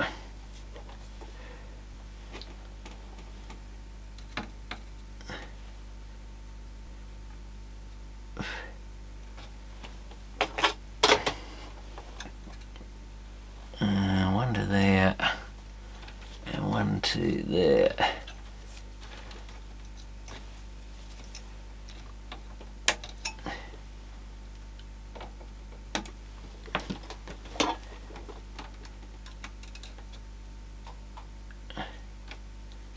That one there.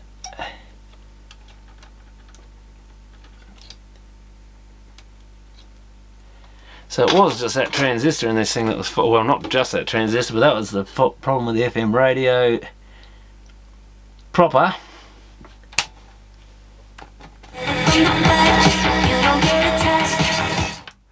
That's a bit better. That's just a normal volume level.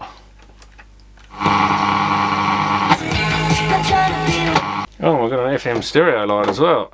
So it's certainly a lot easier putting one light globe in there just to get it going. So you can see it's on.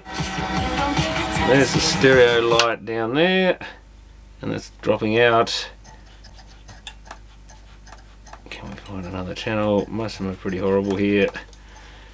Oh yeah, there we go. 1980, but for you, the experience surpassed the success of the movie in terms of being paired with Jeff Lynne from ELO.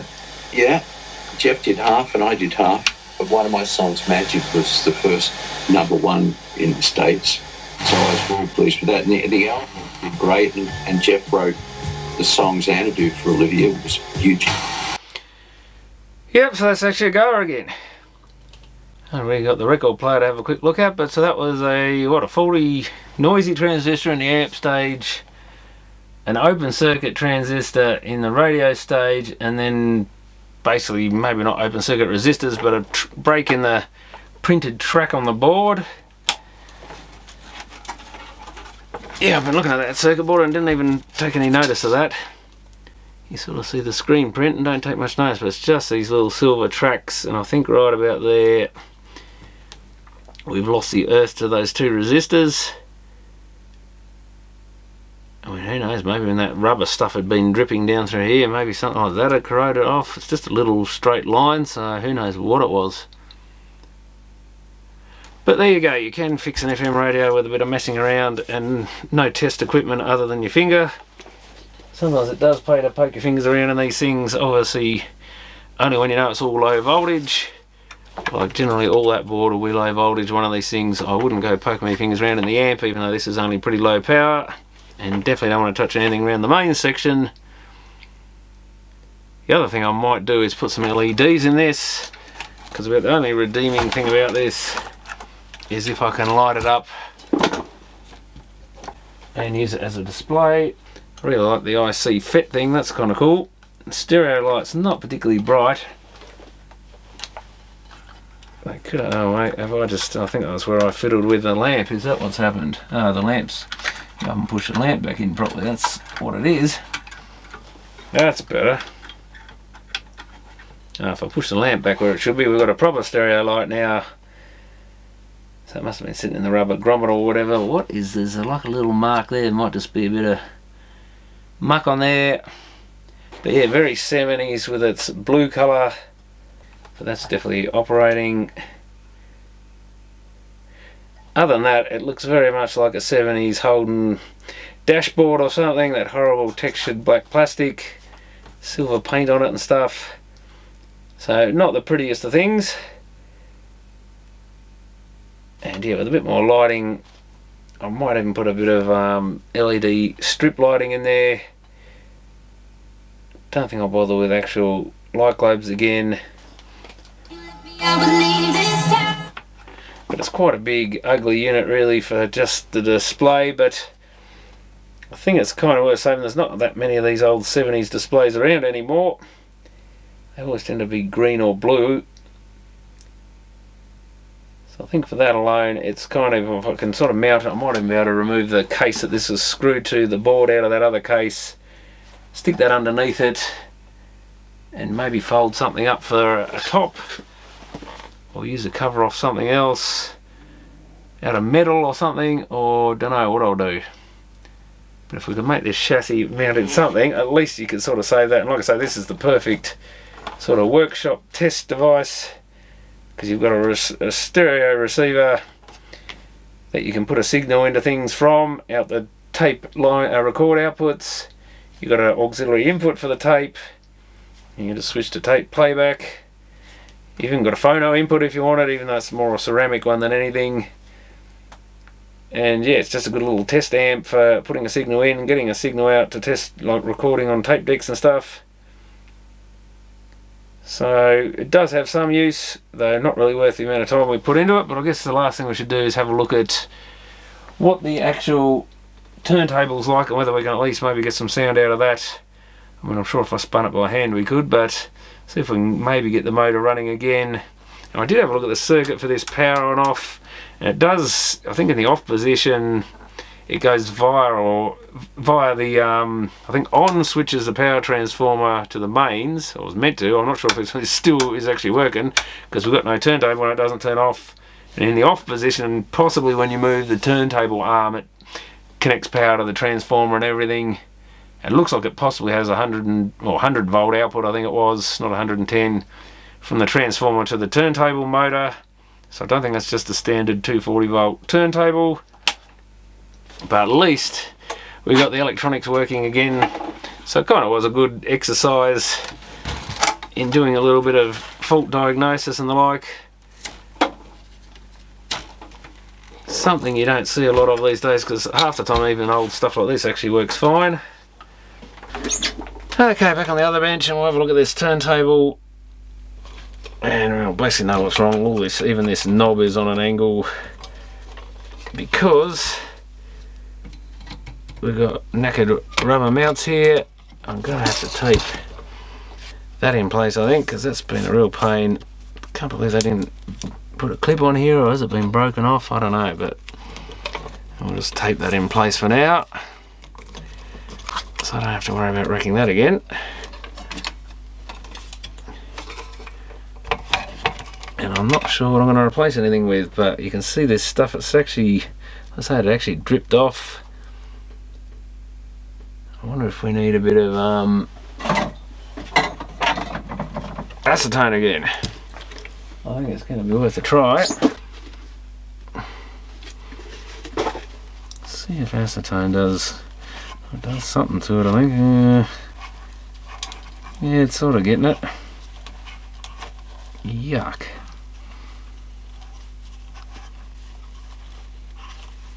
Turning it back gooier again. Ugh, that's just awful stuff. Oops, now I'm putting it back again. Maybe I need a cotton bud or something. Wipe wipe that stuff right off there. It's like grease, but it used to be some sort of rubber at some stage. Bit of an odd colour, it's not the usual black stuff. I don't know if the acetone's really doing a lot. It's not really dissolving it like I would like. Yuck. So it looks like there's a metal mounting post thing there in amongst all the goo.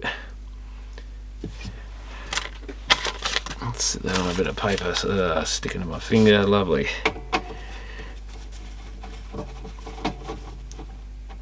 So they're quite thick, whatever they were, like tall. And there's another mount there by the look of it. Oh, I'll probably have to take that knob off. So there's a little original rubber piece. It's still reasonably intact. I mean, that's more like you'd expect. It's cracking a bit and stuff. But that is the stuff it would have been, because it's the same kind of browny colour. And that is starting to go gooey. But yeah, often with a little fan thing there with the metal. So they are kind of like a grommet, and then there's one there, one under there, so yeah, one's still intact, one isn't. But that should allow the motor to come up once we remove some knobs, although we've got another arm here. Oh, that's the idler, so that should come with it. So it's mainly that big knob and the little knob. They just pull off. Oh, there is that a circlip under there? I think that could be a circlip. I can only see part of it. And that knob's definitely going to have to come off, I think. Oh, that one's just on a splined shaft. The other one does not feel like it wants to come off. What have we got there? A big lump of weight or something. Maybe that's, well, I guess here there's another one, so there must be a couple of die cast weights maybe to stop when it's sprung on these things, give it a bit of stability, a bit of inertia or something. Well, even if I take that off, that'll slide off that piece. I don't like to force these things, or touch them at all if possible. That really does not feel like it wants to come off.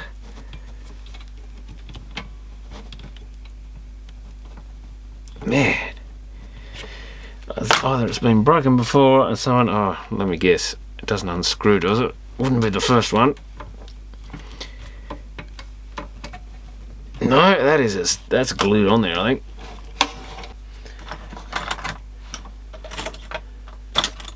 I think there's a circlip there. Very hard to get access to it though.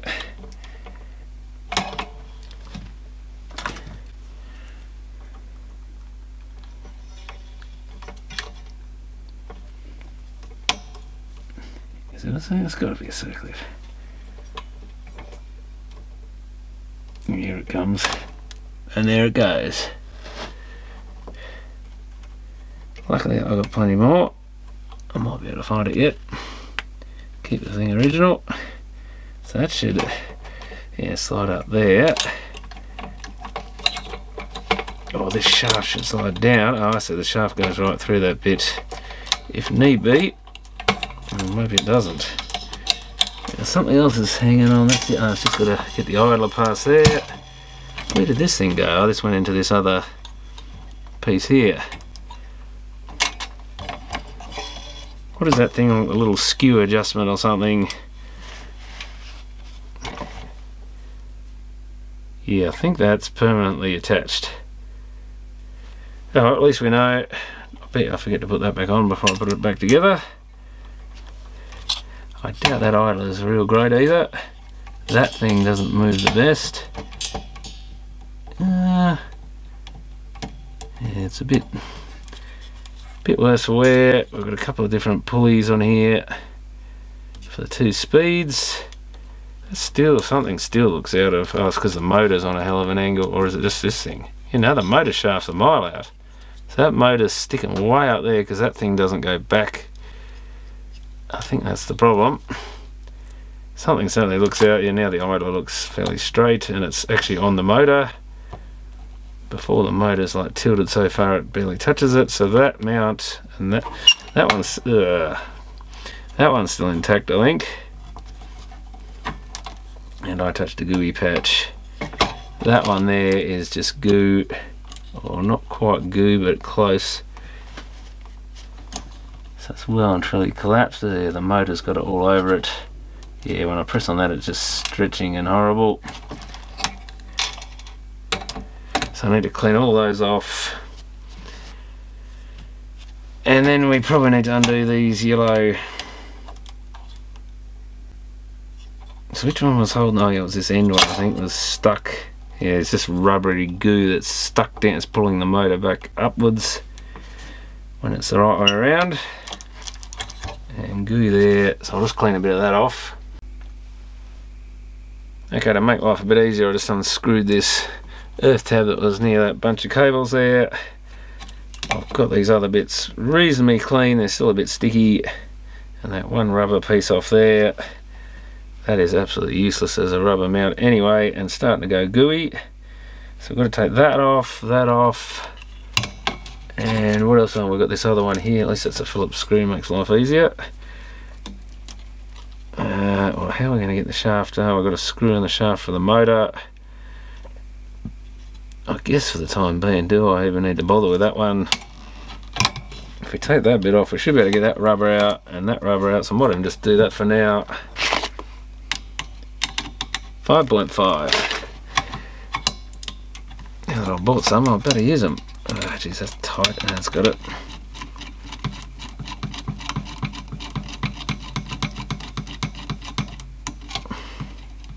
Is that rotating something? Oh, of course it is.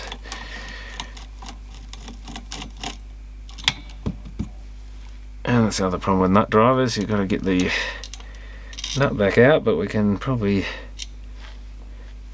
a little washer came off that. Where's our screw? So that's the best way to get it back out, and that's that gooey mess. So we need to extract our little spacer out of the inside. Yeah.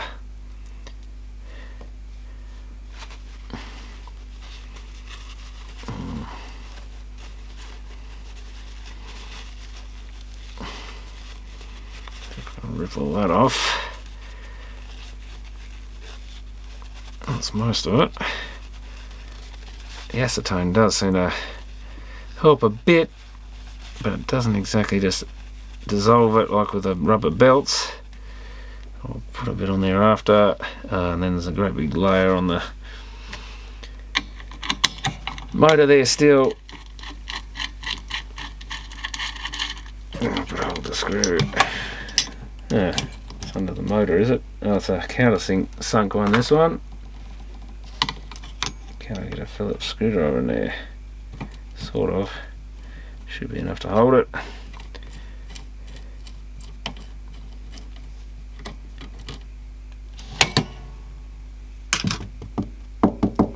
It came out eventually.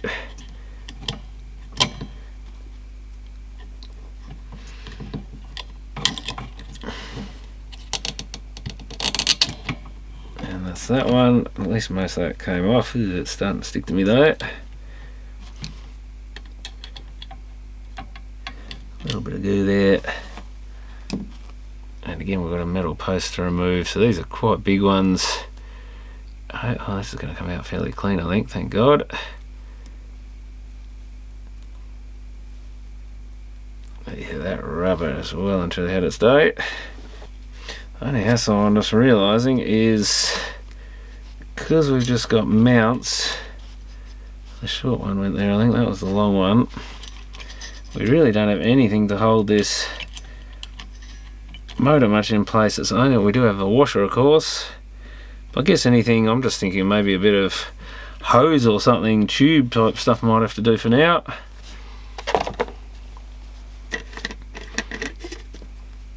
I doubt any old turntables I've got any rubbery bits like that anyway, and I doubt they're any good if they do. So I'm trying to think what to use.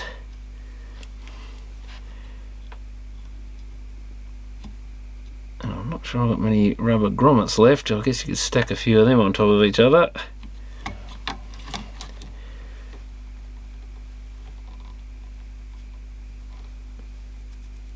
But getting them the right consistency to the originals would be another issue. They're usually a bit harder than this stuff, I think. Probably not that much harder, but they weren't meant to be suspension parts. I guess maybe I could use some CD player parts. Would almost fit as well. To some of these at least. Yeah, until I can think of anything better, I might just have to use a bit of heat shrink tubing.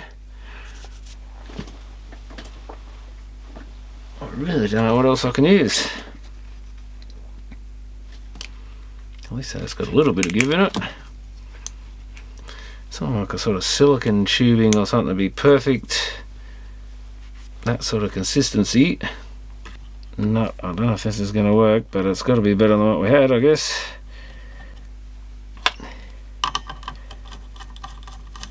Is the tubing going to press? It does actually work surprisingly well, I think.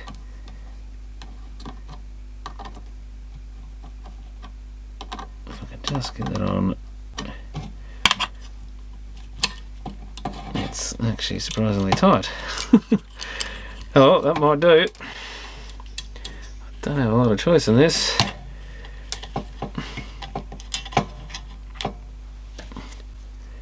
So I bet. Oh, that tubing's now longer than it was before, isn't it? Because I've got a grommet there.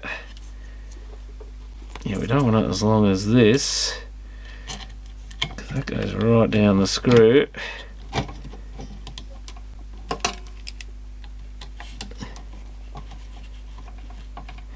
Yeah, so that's the point. I don't want to cut that quite a bit shorter, about there somewhere.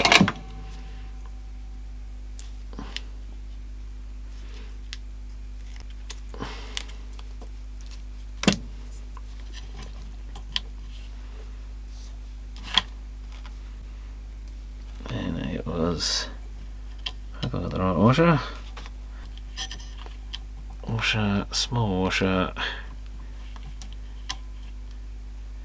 So Sanyo kind of built a bit of a flaw into this in as far as probably had better suspension than a lot of turntables back then. But of course the rubber parts are going to fail one day and not really be available.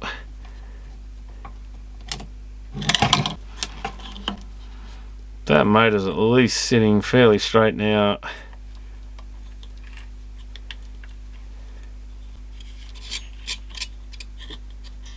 What's this thing that's pressing on it? Is that like a magnet?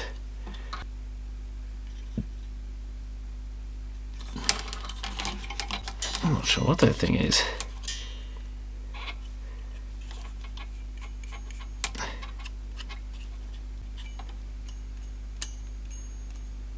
Motor isn't the world's most free spinning thing.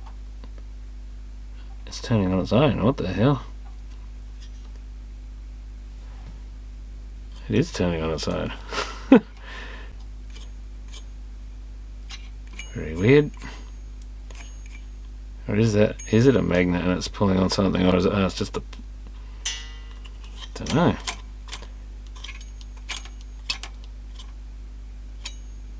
What have I? Oh, it's probably the spring on the idlers pulling something like that. Idler could do with a lube. Motor is fairly free, but I wouldn't say perfect. But I think it'll do. What's it scraping on? It occasionally hits on that thing. Oh, is that because I'm pressing on? Oh, yeah, I'm pressing it up.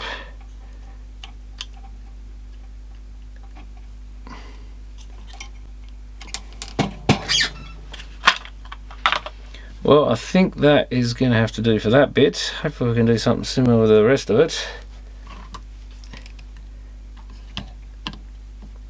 I think we're going to have to grease that, even though I don't really want to bother, but yeah, that grease has definitely had its day. Bit of mess I should do for that. Just Just a bit of dry. Is it just a bit of dry grease? What is this goo? Oh my god! There's always goo there. I thought it was just a bit of dried black grease there, but of course there had to be some more.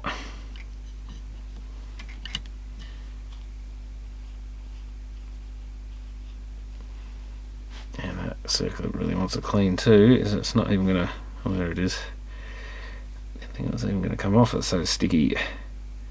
Yeah, this has got some gooey grease coating all over it, on the outside bit as well as the inside bit.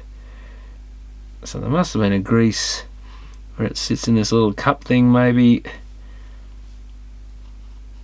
as well as on the shaft.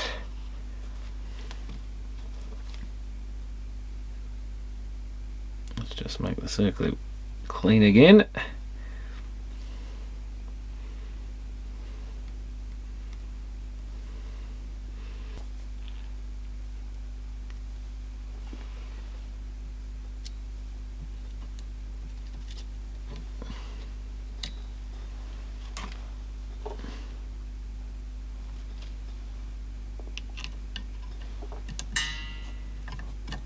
That's a bit better.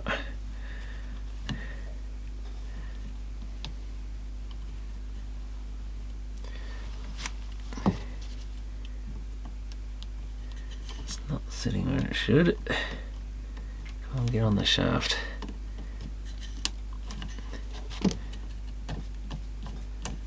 Not perfect, but not bad. I might just give the surface a clean, because especially since I've had my fingers all over it, the rubber feels a bit sticky there anyway. And give that pulley a clean on the motor, just in case. But at least that's sitting at the right height at the moment. And how do we change the speed? Oh, and it drops to the other one, so we can see this bit. Basically this mechanism rises up and down this whole piece on this sort of eccentric or cam-like thing.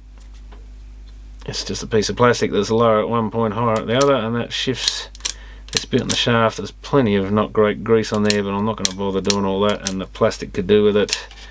You'd normally, any greasy old grease on there you'd replace. The question is, now that that bit's back together fairly good, can I get it mounted on the chassis? And there's still no guarantee. Yeah, look at that, there's some horrible white grease stuff in there,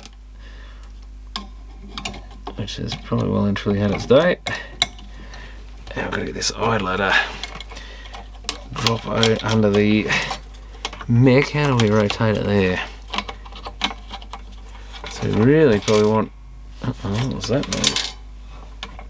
Oh, it's all those bits that are loose on there. So I'm thinking for the mounts on this that I might just split. I don't really have grommets the right size, so I might just try and split some in half, so I can get them between the metal, get a rubber mount between the metal and the, well, the two bits of metal, I guess, the motor mount and the chassis, and hopefully that'll, with the other bits pressing down, should hold it in place, even though this thing will tend to fall down, I guess. If we put a half grommet in each location there, I think I may even have to put this old one back in yet. Got another old grommet that doesn't look particularly good. That'll do.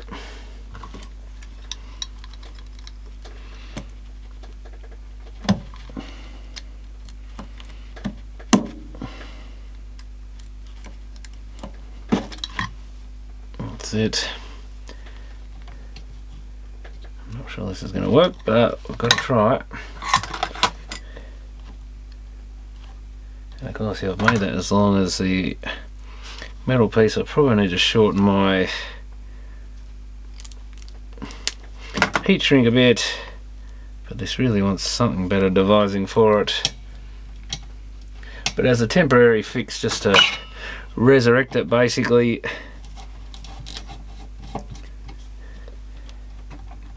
That might just work on a good day.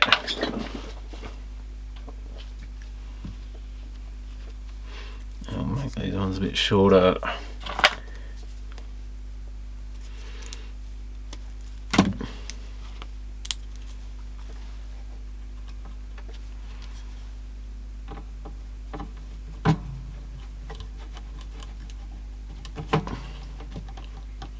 is that gonna...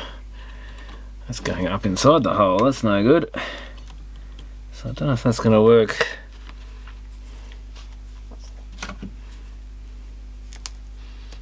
Might need a washer on the other side or something. Although the grommet might block it. Although that doesn't matter, does it? Because it'll slide now. It's going to slide down, so I'm definitely going to need another washer or something. Where'd the other half of that grommet go? I guess that's an idea. If you put the other half of the grommet there, which means I need the heat shrink even shorter in theory. That might do it. Yeah, that's it.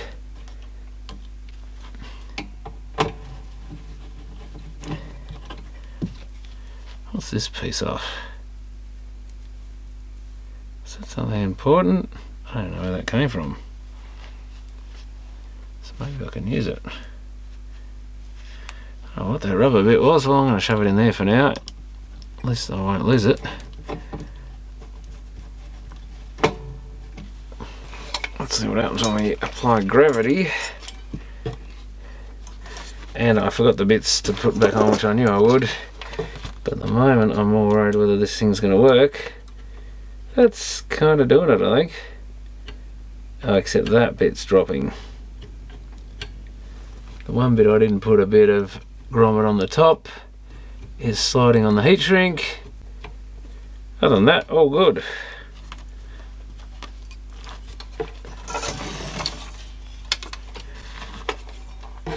So this end one here,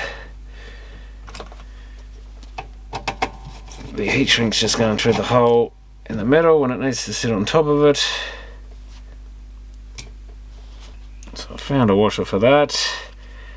So while I've got this loose, can I should be able to move it a bit. I've got to get this shaft back in.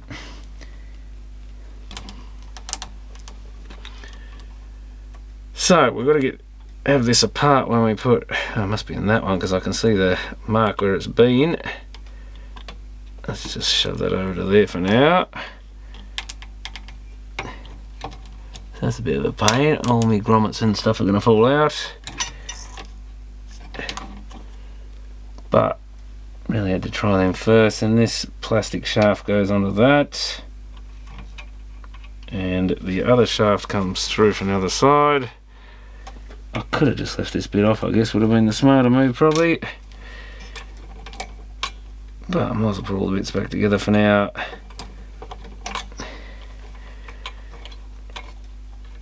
Not like it's particularly useful. Is that as far as it goes? I think it might be. Yeah, that makes sense. And then the idler's going to be in the way again, so I've got to push that back so everything drops down. And we're going to put our other grommet half there, and everything's moved. Try and get everything lined up again.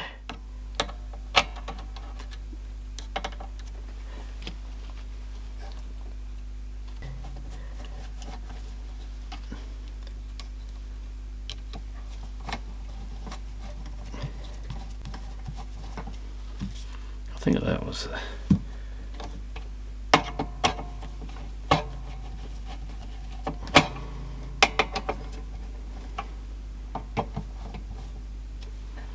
that one should be a little tighter, but I think I'll leave it a tad loose for now. Good idea, that's really jams up. That's our mark. That's roughly right. Tad out maybe, that'll do anyway. 33, 45. That's lifting up and down. Everything's sort of sitting in place. That must have been a transit screw hole there. And yes, whatever circlet was there has vanished, but I might just leave that off for now. I think this thing should be a goer. Could definitely do with a bit of a clean as well. And ideally, probably should put a little bit of grease on this, but I'm not going to bother for now. Spins pretty well. Which direction do they go? That way. Play. Might need to undo this thing.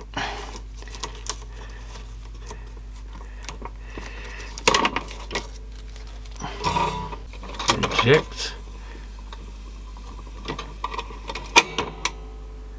Okay, that seems to work. So I think play, I don't think there's any automatic putting it in place. Oh, this thing's loose. That's going to be a problem.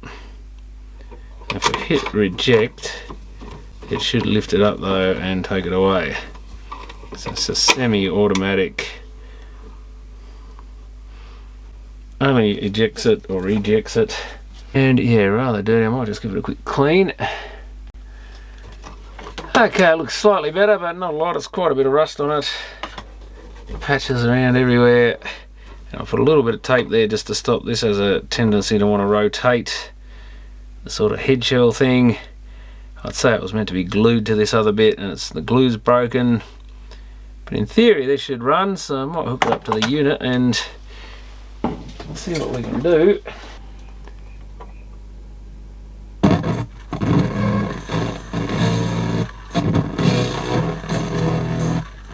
Oh, that ain't too good.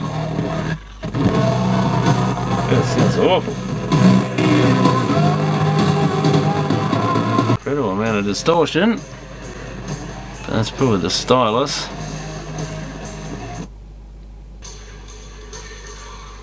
Yeah, even without the amp it sounds terrible, so I think it's just the stylus.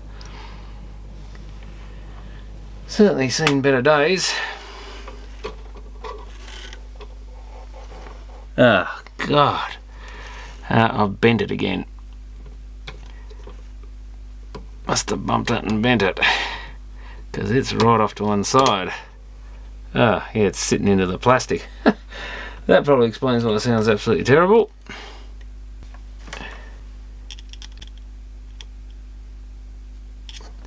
I have to get that centered so it just sits in the center. That's better. Now the next problem is, should it be, I think that should be out further.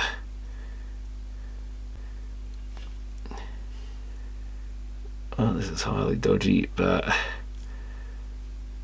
I don't want to buy a new stylus for it. This thing is absolutely bent, ain't it? Bent badly. Okay, that's sitting down a bit. It's sitting about in the middle.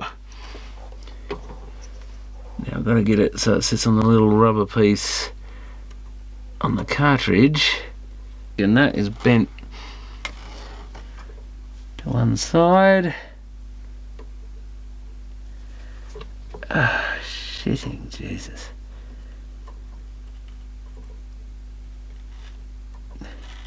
That's, it was rotated.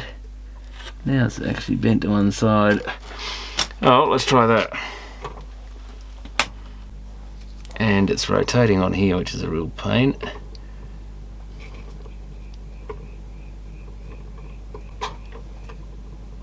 You're gonna reject again, you stupid turntable. Yeah.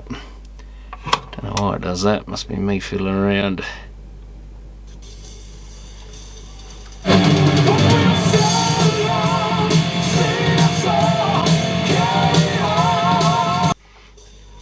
Sounds a tad slow. Is that adjustment actually for, yeah, it looks like for fast and slow. Oh yeah, it's meant to move this magnet thing across. Of course, where I'm sitting, that motor's being pushed up. That doesn't help. Ah, I see, so that must drag on this. Ah, that's a 50 hertz that.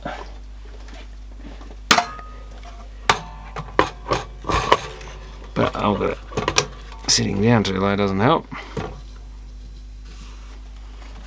But I think that's set as fast as it goes.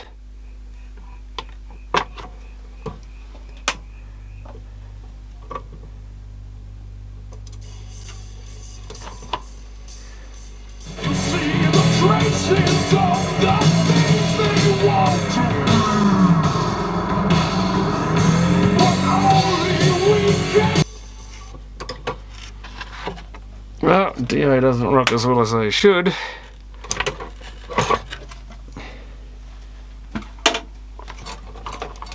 I think the idler's sitting where it should. Yep. Don't think you can take that thing any further back. So maybe the motor does need a bit of a lube.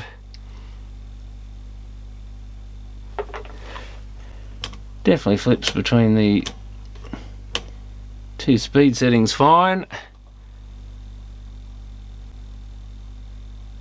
So I think that might be as good as we're going to get out of it without a full re-lube. I guess this thing could be a little slow too.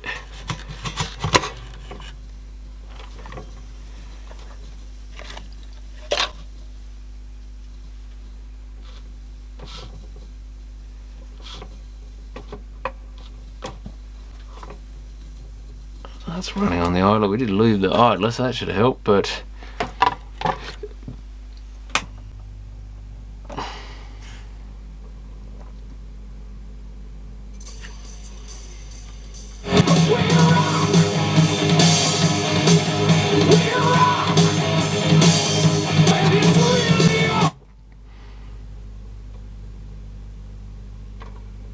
so at least you can stop it with a button rather than having to lift it off. So definitely a semi-auto. But anyway, I think we'll call that turntable resurrected. We've heard some music out of it. The stylus is pretty rough. The head shell's loose. It's corroded, rusted, horrible. I don't have the right parts to fix the mount properly. So I think it's basically scrap metal at this point. Not much good for anything else. And the main unit, now that I've got all the electronics running on that, the amp and everything, I think we can put that to some use, even if it's just a display piece. But shows you can get this old junk going again, and that was really all it was an exercise in doing. The turntable sort of working, I reckon, with the lube of the motor and stuff. I don't think anything's scraping, I couldn't hear anything, so I don't think it's our mounts or anything, but probably the motor bearings could do with a clean and lube, and possibly the turntable itself. That should really be lubricated on that shaft going down there, or the platter itself. But yeah, really not worth it. I'm going to throw the cabinet in the fire, I think. This thing probably might be worth saving the motor out of. It's only 100 volts, so maybe not. And I think the rest of it probably can go in the scrap metal pile. Might be worth saving the knobs and stuff off it in case someone gets another one of these that they actually want to fix, which probably isn't that likely a scenario. And yeah, I might be able to get a reasonable looking display. I might just put this thing in and try it with my other tuners, just sit it on top as a bare case and see if it looks any good at night. I'll put some LED strip in there. I'll have to actually take the front panel off and clean the tuning window there and the dial. It's got dust on it, and that might at least be useful. But it's interesting looking at a bit of this old 70s stuff. They were known for having dodgy semiconductors in some of these things, as we found out. Mind you, they're 50-year-old parts now, so who knows when they actually died. I'd say this thing probably hasn't been used in a long time, so it may have died a long time ago, but you did used to see these things around in perfectly working order back in the sort of 90s and early 2000s still. Often people saying, do you want this old stereo thing? And you'd be like, no thanks. Not much I can do with it. But they were fairly common around the place, but yeah, usually people were just trying to give them away, and you did see them at the tip shops and stuff a lot, but I don't think they were really sold. I think in the end even they didn't bother saving them. They just weren't in any demand. But it's been fun sort of playing around with a bit of circuit diagnosis, even though, yeah, couldn't do too much on the RF section of the radio without the proper test equipment.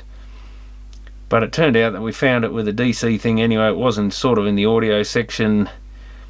And then that second fault just to really complicate things, and that's the problem with some of this old stuff.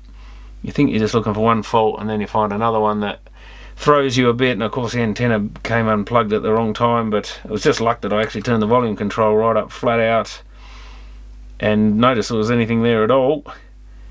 Otherwise I probably would have given up on the thing. But at least it's got it running for now, so thanks for watching. Well, and a bit of a postscript on this one. Got the front off, if anyone wants to see it in its naked glory. And I thought I'd check this power switch, and it definitely had a short across the bottom 2 terminals. The top one just goes off to the turntable, and disconnected this cap, and the short went away. So it looks like it's the sort of arc suppression cap. Yeah, that's well and truly short. It looks like a decent quality 0.01 microfarad 630 volt. So the main suppression cap's gone, and it's not even a, well, I guess it would have smoked if it was a reefer cap, but it goes to show even the better quality ones do die occasionally. And that was just inside this bit of shrink wrap stuff.